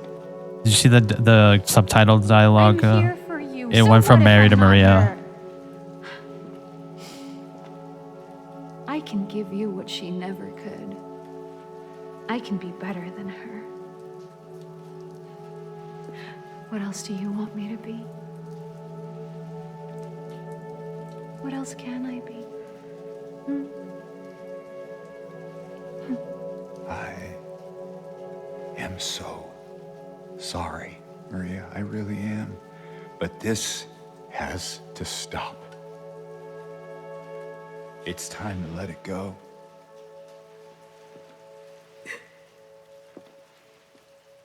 Maria is such a tragic character.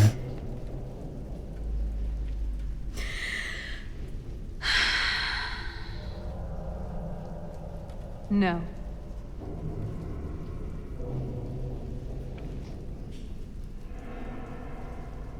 What? I won't let you do this to me. I won't let you go. I can't! Well, she's actually not wrong.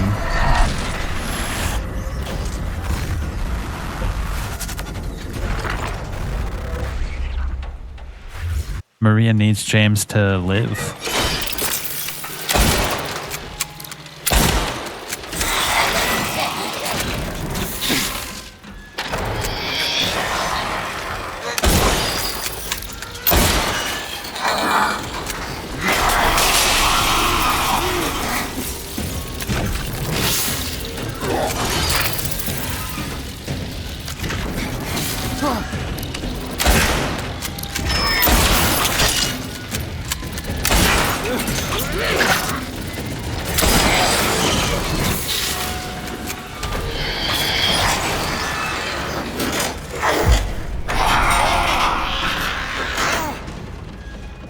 Notice the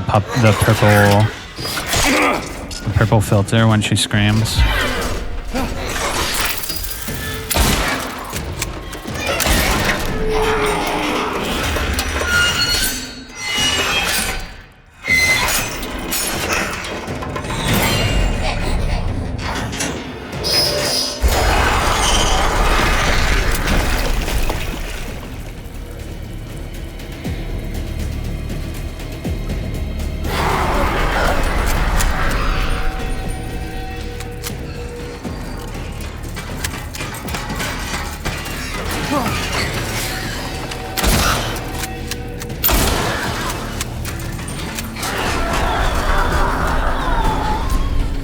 Okay, I really like the redesign of this fight, by the way. They did a really good job on this.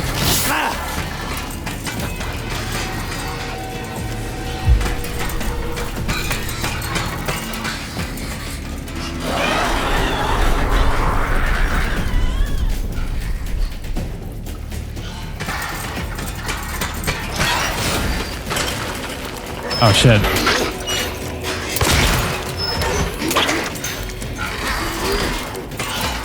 I should probably reload, shouldn't I?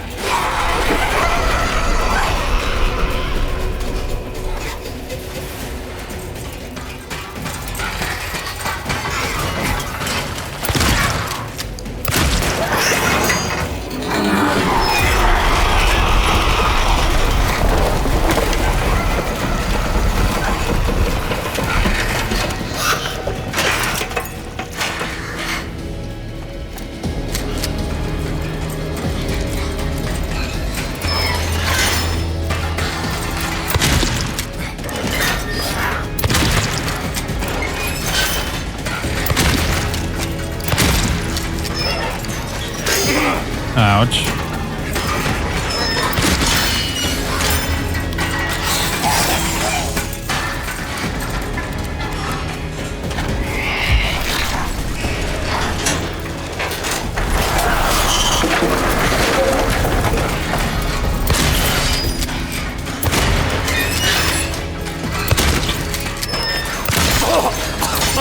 Oh.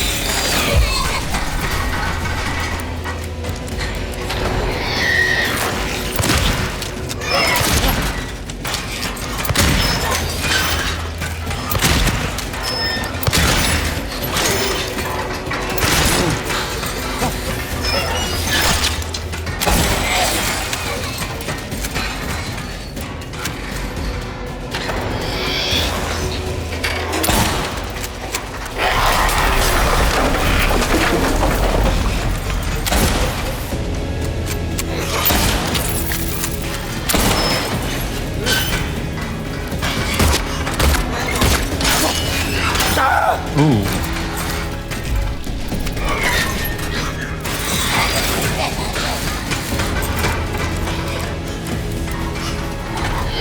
The sound design is really good too. You can hear where she is when she's invisible.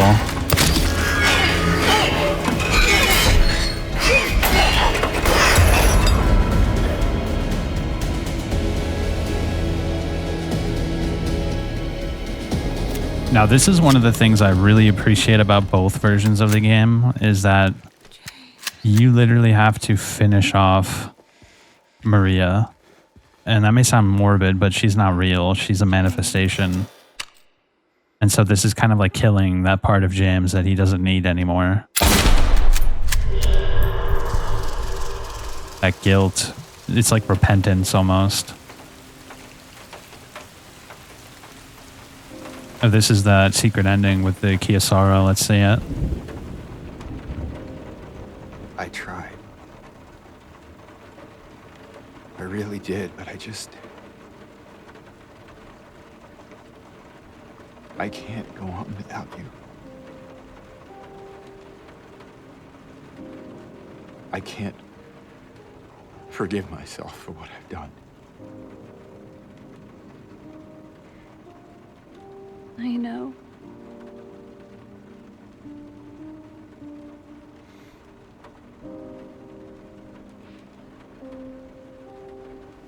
What's wrong, honey?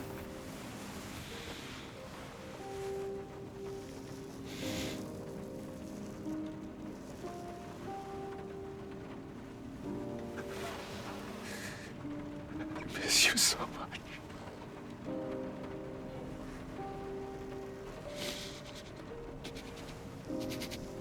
I'm sorry. Oh my gosh. I am so sorry.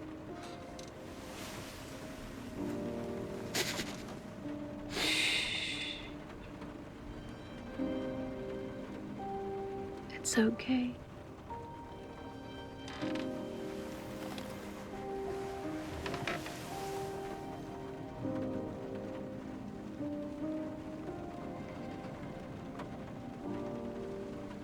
Will you wait for me? James.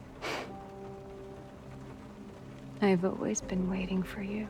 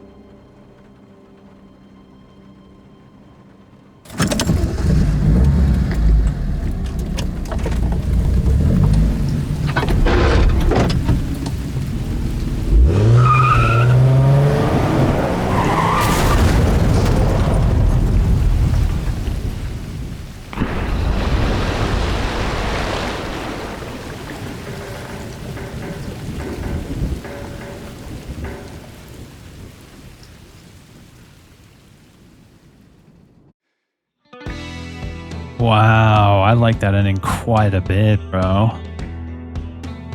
It's like a more detailed water in water ending. Yeah, he's like talking to the manifestation, but he knows it's a manifestation. Oh man, that was really good. I dig that quite a bit. It's like a more detailed in water ending, yeah.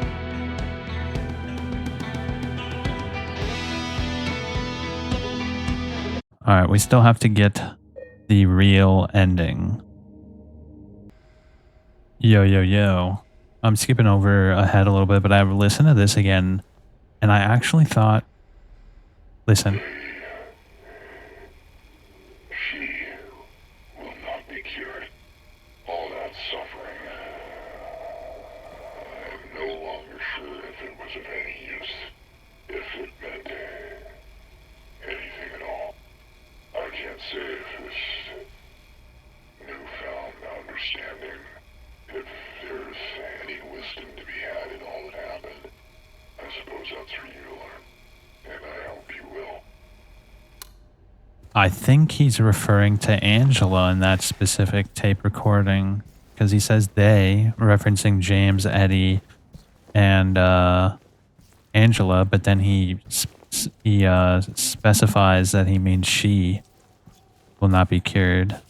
I just thought that was interesting. BRB.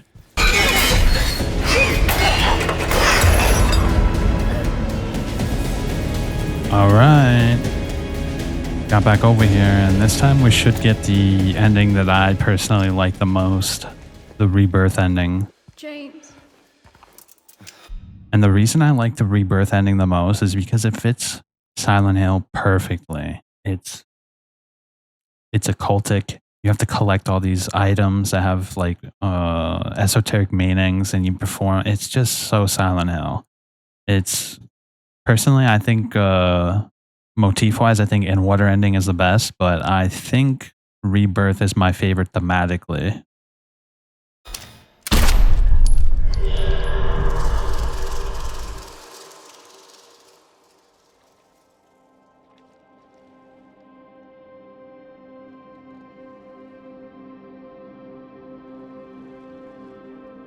There's that island we saw in the picture in Lakeview Hotel. You look so peaceful. Forgive me for waking you. But without you, I just can't go on. There's a blanket that was in the car. This town, Silent Hill.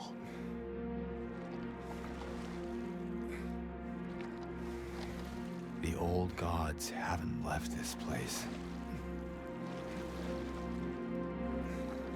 And they still grant power to those who venerate them.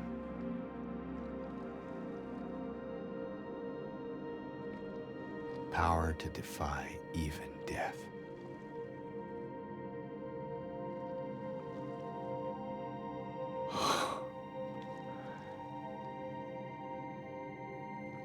Very.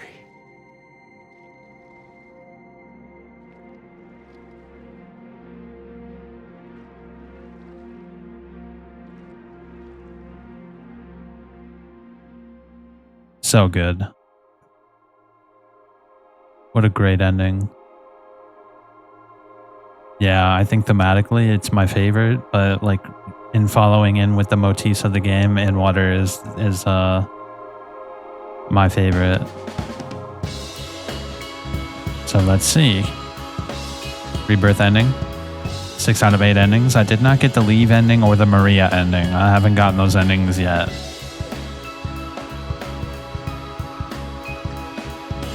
Tried to open locked doors 300 times. Oh my gosh. 386 enemies. Chainsaw is my favorite weapon.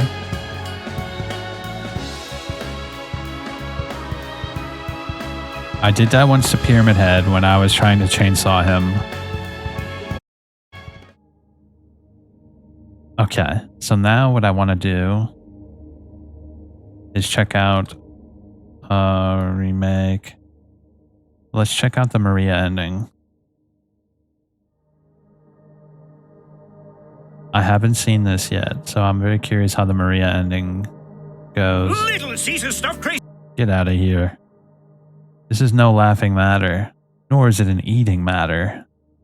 So this is the Maria ending. Mary? James. I've been waiting. It's been so long. Didn't you want to see me? Yes. More than anything. You're all I ever wanted.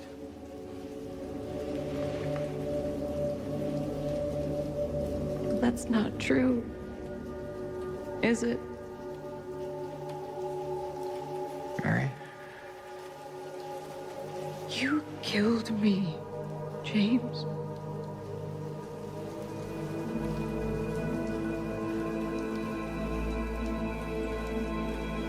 Yes.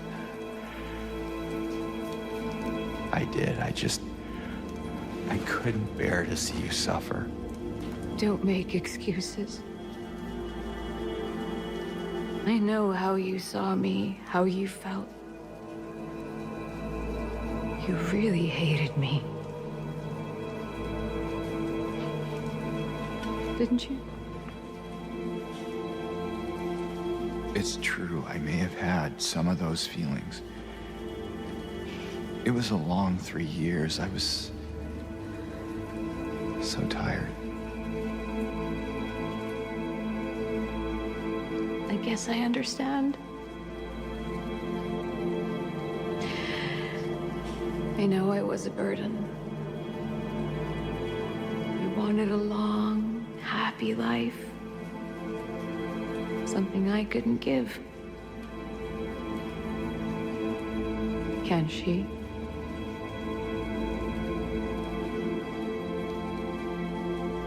Mary, please, if I could... No, James.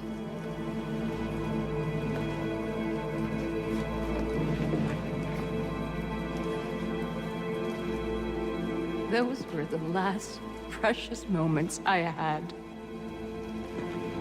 How could I ever forgive you?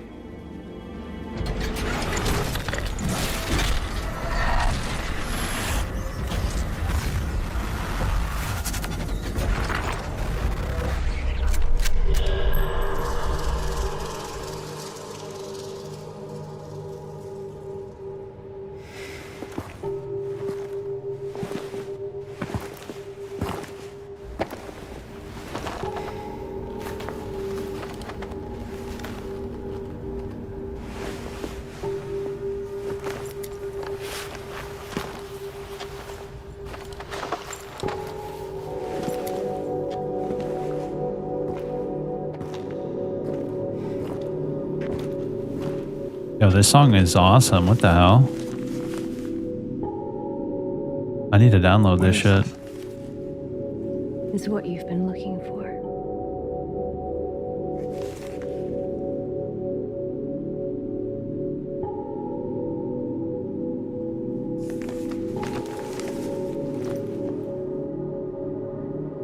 Let's go.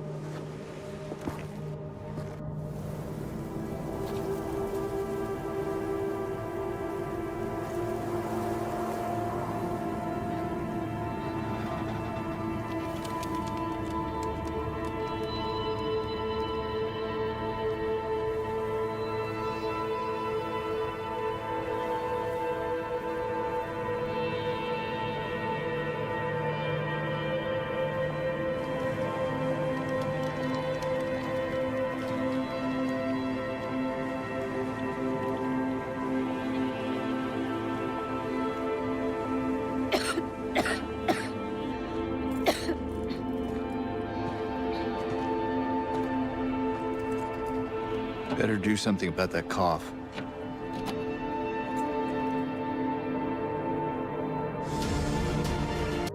Damn, damn. Okay. There's one last ending that we need to check, and that is the leave ending. This is probably the best ending, right?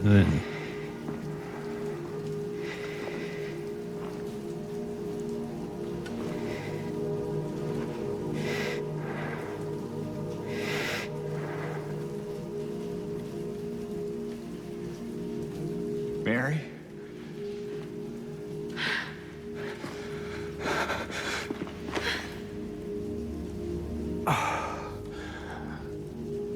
I have missed you so much.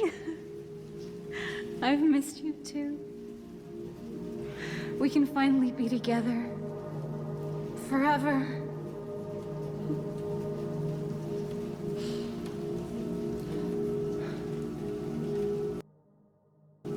Sorry? No.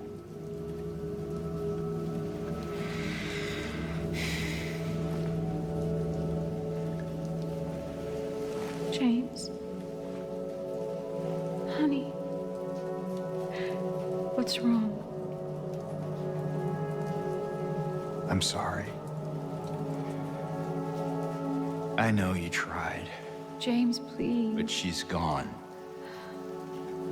I know that now. Stop it. And I can't just keep pretending. Shut up! What do you want? Do you even know anymore? I'm yours. I'm here for you. So what if I'm not her? I can give you what she never could. I can be better than her.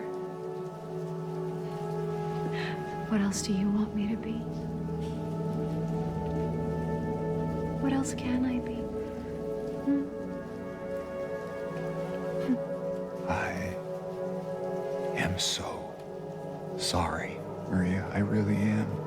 But this has to stop. It's time to let it go.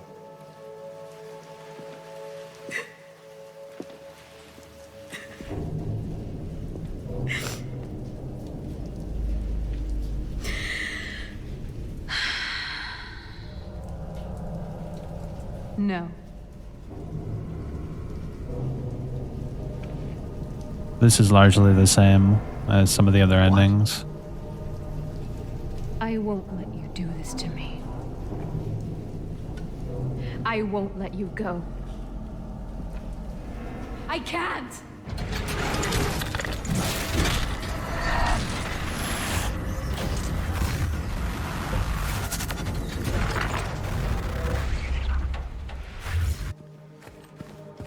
James.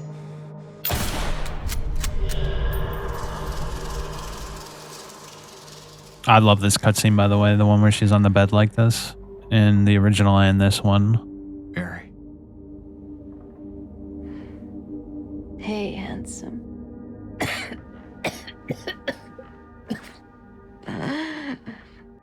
Hold up. This is kind of upsetting me. Go away. I'm sorry. Don't be. I told you. I wanted the pain to end. Yeah. You did.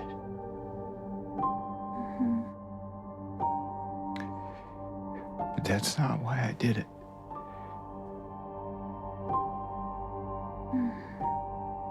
The truth is, I hated you. I wanted you out of the way. I wanted my life back.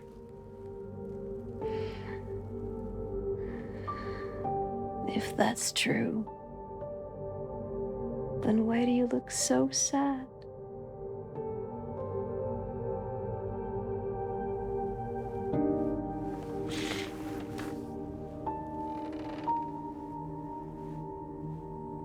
Mary. It's okay, James. Here.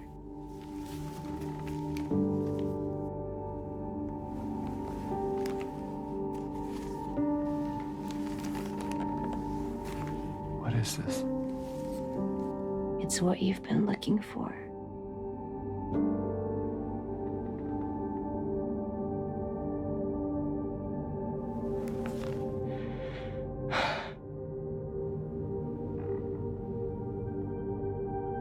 Okay, hold up. I'm really upset by this because the song choice, bro. In the original game, this song plays. It's called Making Peace, and it's one of the craziest songs.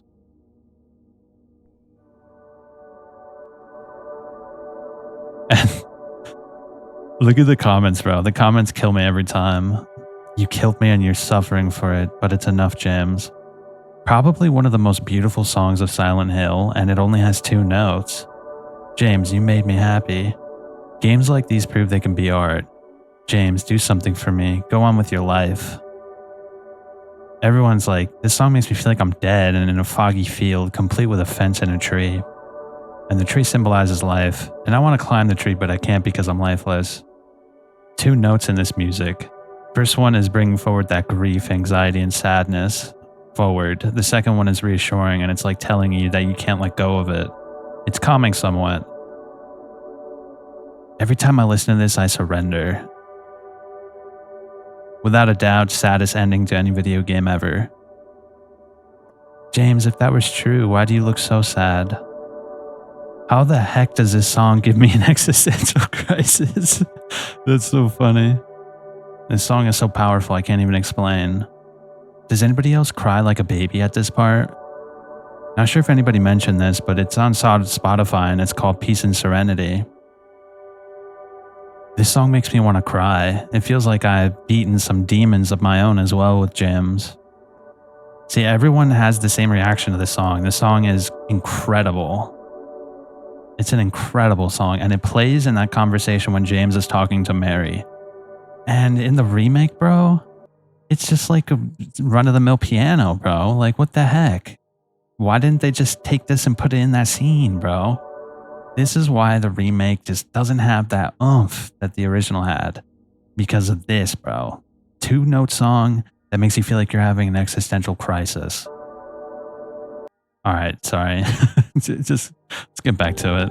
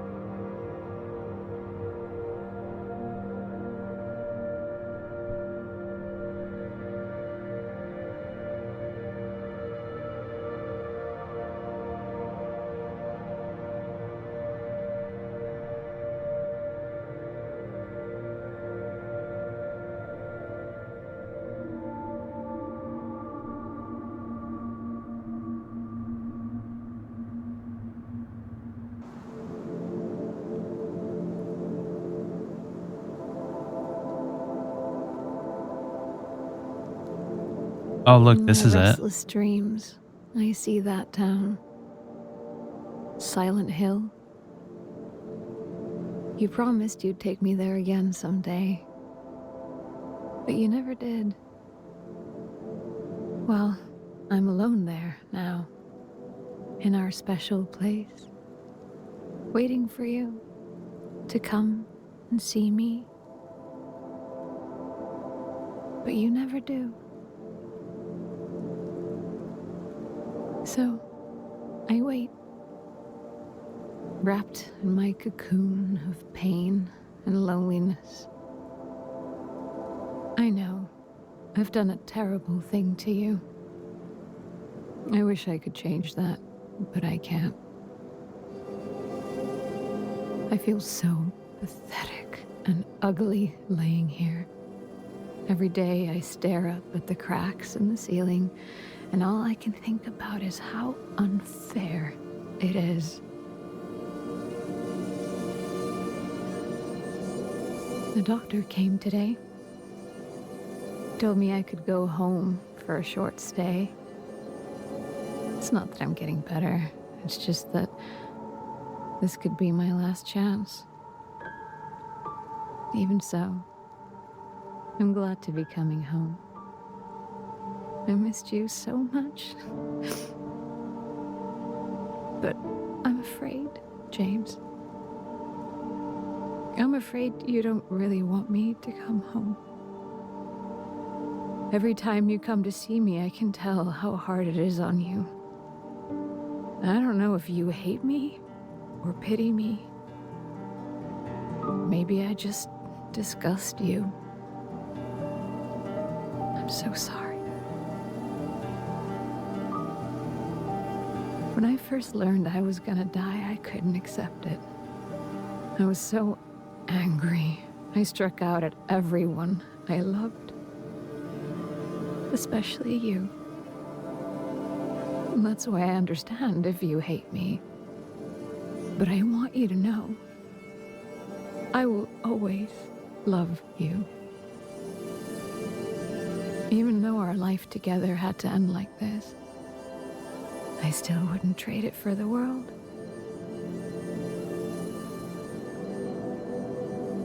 Well, this letter has gone on too long, so I'll say goodbye. I told the nurse to give this to you after I'm gone. Which means that as you're reading this, I'm already dead. But that's okay. I'm not afraid of it anymore. I just hope the pain will end soon. So that you remember me for who I was. And not what the disease made me.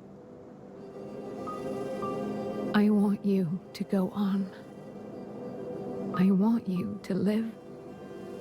For yourself. And for others. Like you did for me. James. You made me happy.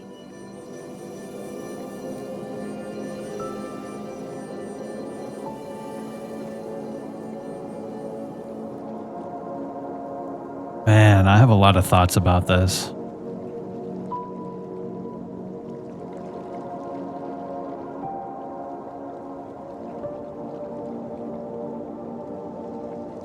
A lot of thoughts about this one.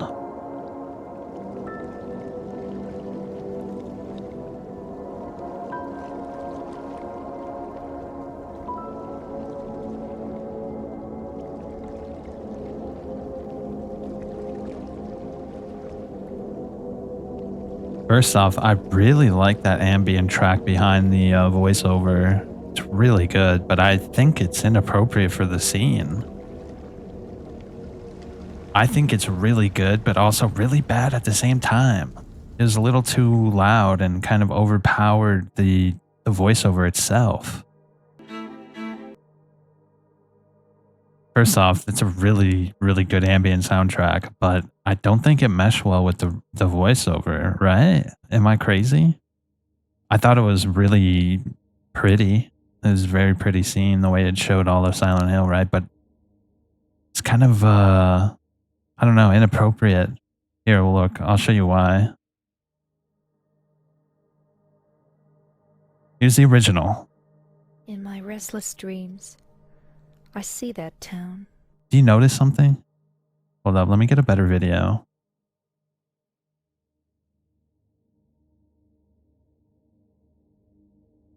Also, look, this is the original one.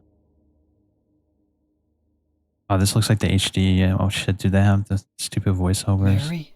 No. Listen to the song. James. Forgive me.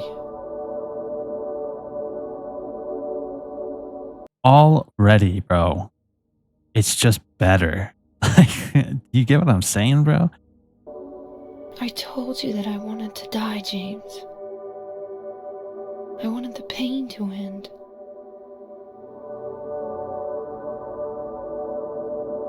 That's why I did it, honey. I just couldn't watch you suffer. No. That's not true. You also said you didn't want to die.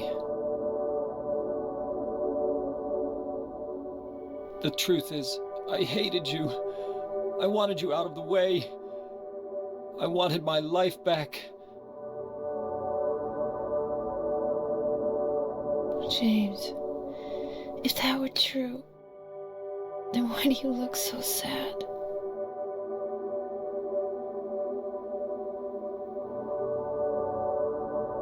Mary?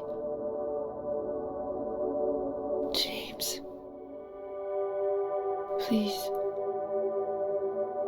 Please do something for me.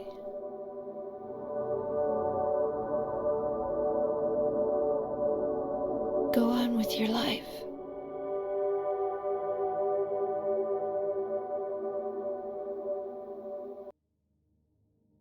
Damn, dude. Getting choked up just watching that scene, bro. The remake did not do this to me. You know what I mean? Like, dude, this scene is just... It's potent. It's potent. The original... I don't think it's nostalgia, bro. I think the direction, the music is just better. The voice acting. And don't get me wrong, the voice acting to the remake is great. But I don't know. There's something about the original that it's more authentic.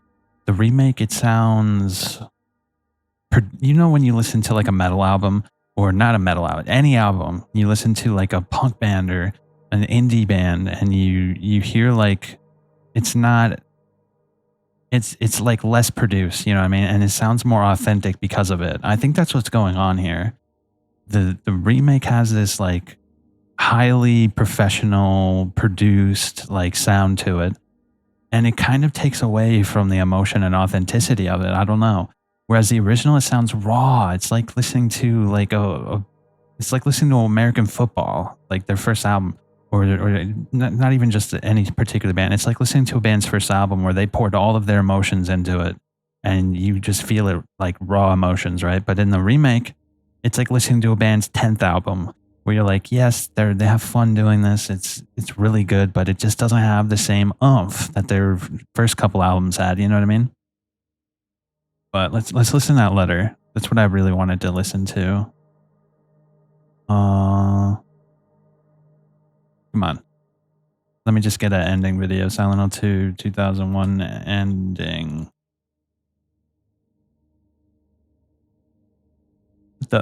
No, there. Okay. Yeah, let's just do in water ending. Since we watched. Join Planet Fitness and save 20. No, get out of here. Come on. 2? You're killing me, dude. There we are. Here we are. Get out of here. Okay. Nice. Mary?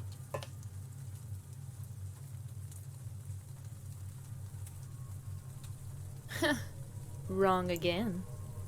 Mary's dead. You killed her. Maria? Maria, I'm done with you. What do you mean? But I can be yours. I'll be here for you forever. And I'll never yell at you or make you feel bad. That's what you wanted. Now I understand. The problem is, you're not Mary. No, James. I won't let you. I'll never let you have your Mary back.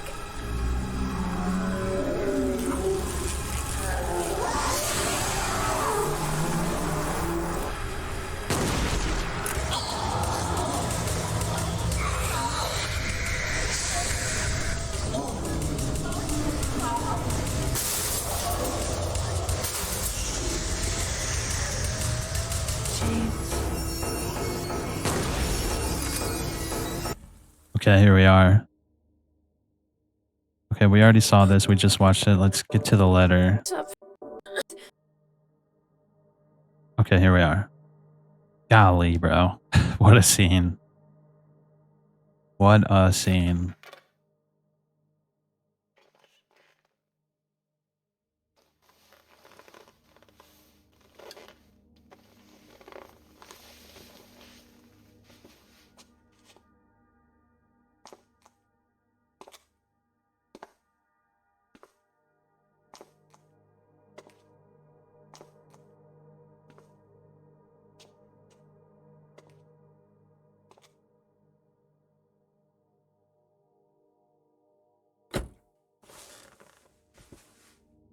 Now I understand the real reason I came to this town. I wonder, what was I afraid of? Without you, Mary, I've got nothing.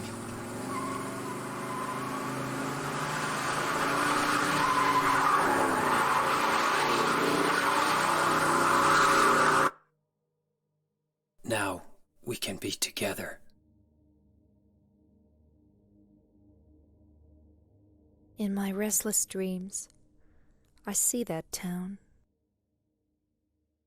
Silent Hill.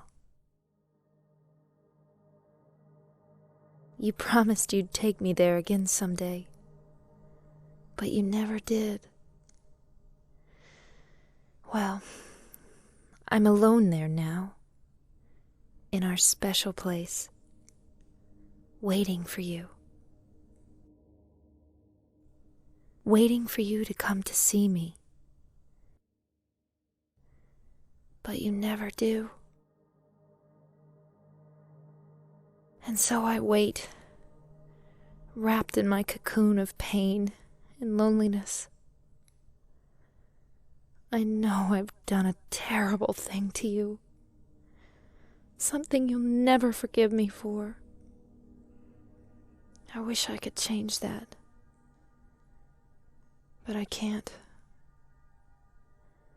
I feel so pathetic and ugly laying here, waiting for you. Every day I stare up at the cracks in the ceiling, and all I can think about is how unfair it all is. The doctor came today. He told me I could go home for a short stay. It's not that I'm getting better. It's just that this may be my last chance. I think you know what I mean. Even so, I'm glad to be coming home. I've missed you terribly. But I'm afraid, James. I'm afraid you don't really want me to come home. Whenever you come see me, I can tell how hard it is on you. I don't know if you hate me or pity me, or maybe I just disgust you. I'm sorry about that. When I first learned that I was going to die, I just didn't want to accept it. I was so angry all the time, and I struck out at everyone I loved most. Especially you, James.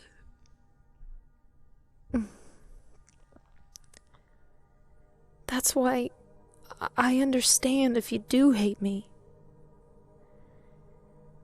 But I want you to know this, James. I'll always love you. Even though our life together had to end like this, I still wouldn't trade it for the world. We had some wonderful years together. Well, this letter has gone on too long, so I'll say goodbye. I told the nurse to give this to you after I'm gone. That means that as you read this, I'm already dead. I can't tell you to remember me, but I can't bear for you to forget me. These last few years since I became ill,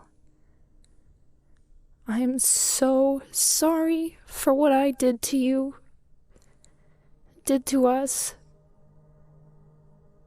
You've given me so much, and I haven't been able to return a single thing. That's why I want you to live for yourself now. Do what's best for you, James.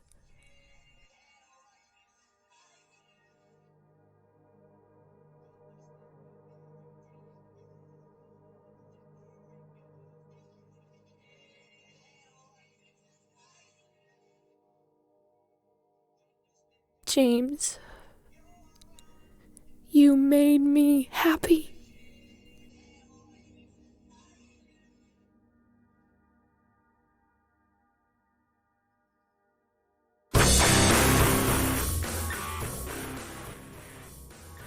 Oh man. Just there's no music.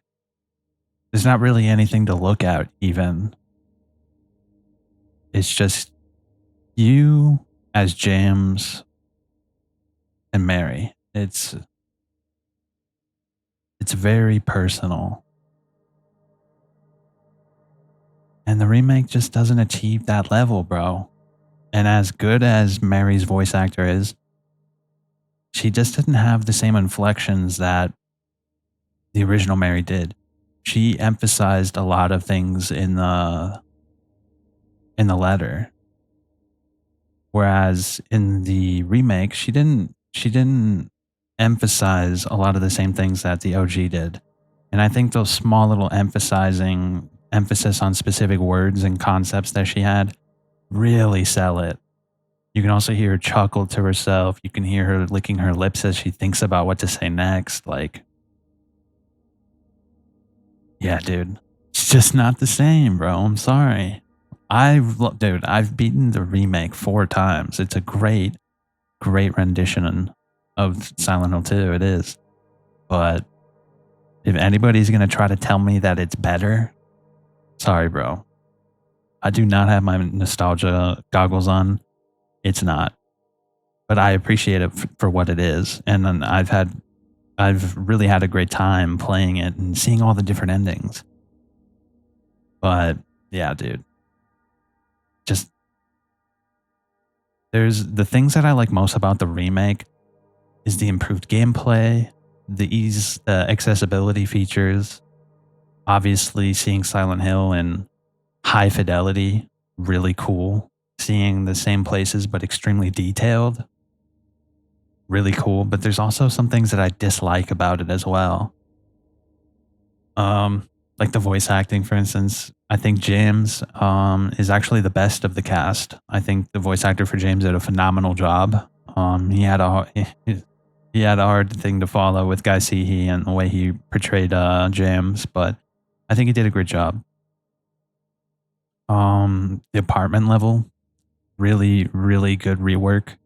They made it a lot more interesting.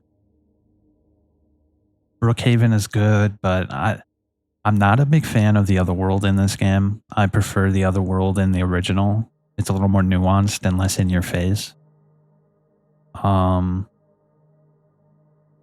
Historical Society, really good. They did a fantastic job with Historical Society into Prison, into Labyrinth. In fact, if I had to choose a part that's most faithful to the original game, it's that section of Historical Society into the prison. The prison is way different. And I'm not actually a big fan of how different the prison is, but just that section from Historical Society to getting to the prison, perfect. They could not have done it better. But then like Prison into Labyrinth, it's okay. It's good. And then Lakeview Hotel, perfect. Perfect all the way up until you get to the Otherworld. In fact, I think they improved on Lakeview Hotel in many aspects. But then we talk about the endings. Really appreciate they added 3 new endings, I think it is. Really appreciate that they added those new endings. But as we saw with the Leave ending, I wasn't a big fan of the way they added this really loud ambient soundtrack to her dub over the letter. And as good as that ambient soundtrack was, it kind of detracted from the letter itself. which is what I was trying to point out with the original, where there's no music. It's just like you're in the room there talking to Mary yourself, you know what I mean? So it's really personal. And that's why when I saw the scene of the original where James is talking to Mary on the bed, it almost brings a tear to your eye. But the remake doesn't do that. And it's not nostalgia, bro. The remake does not do that. It does not affect you deeply, as Masahiro Ito would say. And it's a great effort, though. Great effort. But it just doesn't hit the same way. I don't know. Maybe I just can't quite describe why, but that's my take on it. It does not affect you deeply the same way the original does. There's also like the context of the time that the original came out. This was in 2001, bro. It was one of the first releases for PS2. So it was extremely insane to pop in, because Silent Hill 1 is not even close to anything like Silent Hill 2. It's a great game, and I also love Silent Hill 1 as well, but the psychological aspects aren't nearly as fleshed out as they are in Silent Hill 2. And so that jump from Silent Hill 1 in the late 90s into Silent Hill 2 in 2001, it's an incredible upgrade. And they had their own engine. They made their own lighting system. They animated the scenes by hand. So there's like that kind of context to consider as well. But yeah, those are my thoughts on Silent Hill 2 Remake. Really fantastic game. It is. But it does not reach the legendary S tier status of the original, as hard as they tried. And they tried, I can tell. I really can tell, but it's just not on that level, bro. Either way, that's Silent Hill 2. Now, I think I am going to go through the original, but I'm going to give it some time to cool off. Probably going to take a long break from Silent Hill, but I will come back because, as you can tell, I'm a very passionate fan of Silent Hill, but I think it's time to let it rest for a little while. Either way, I'm going to head out. Thanks for watching and have a good night.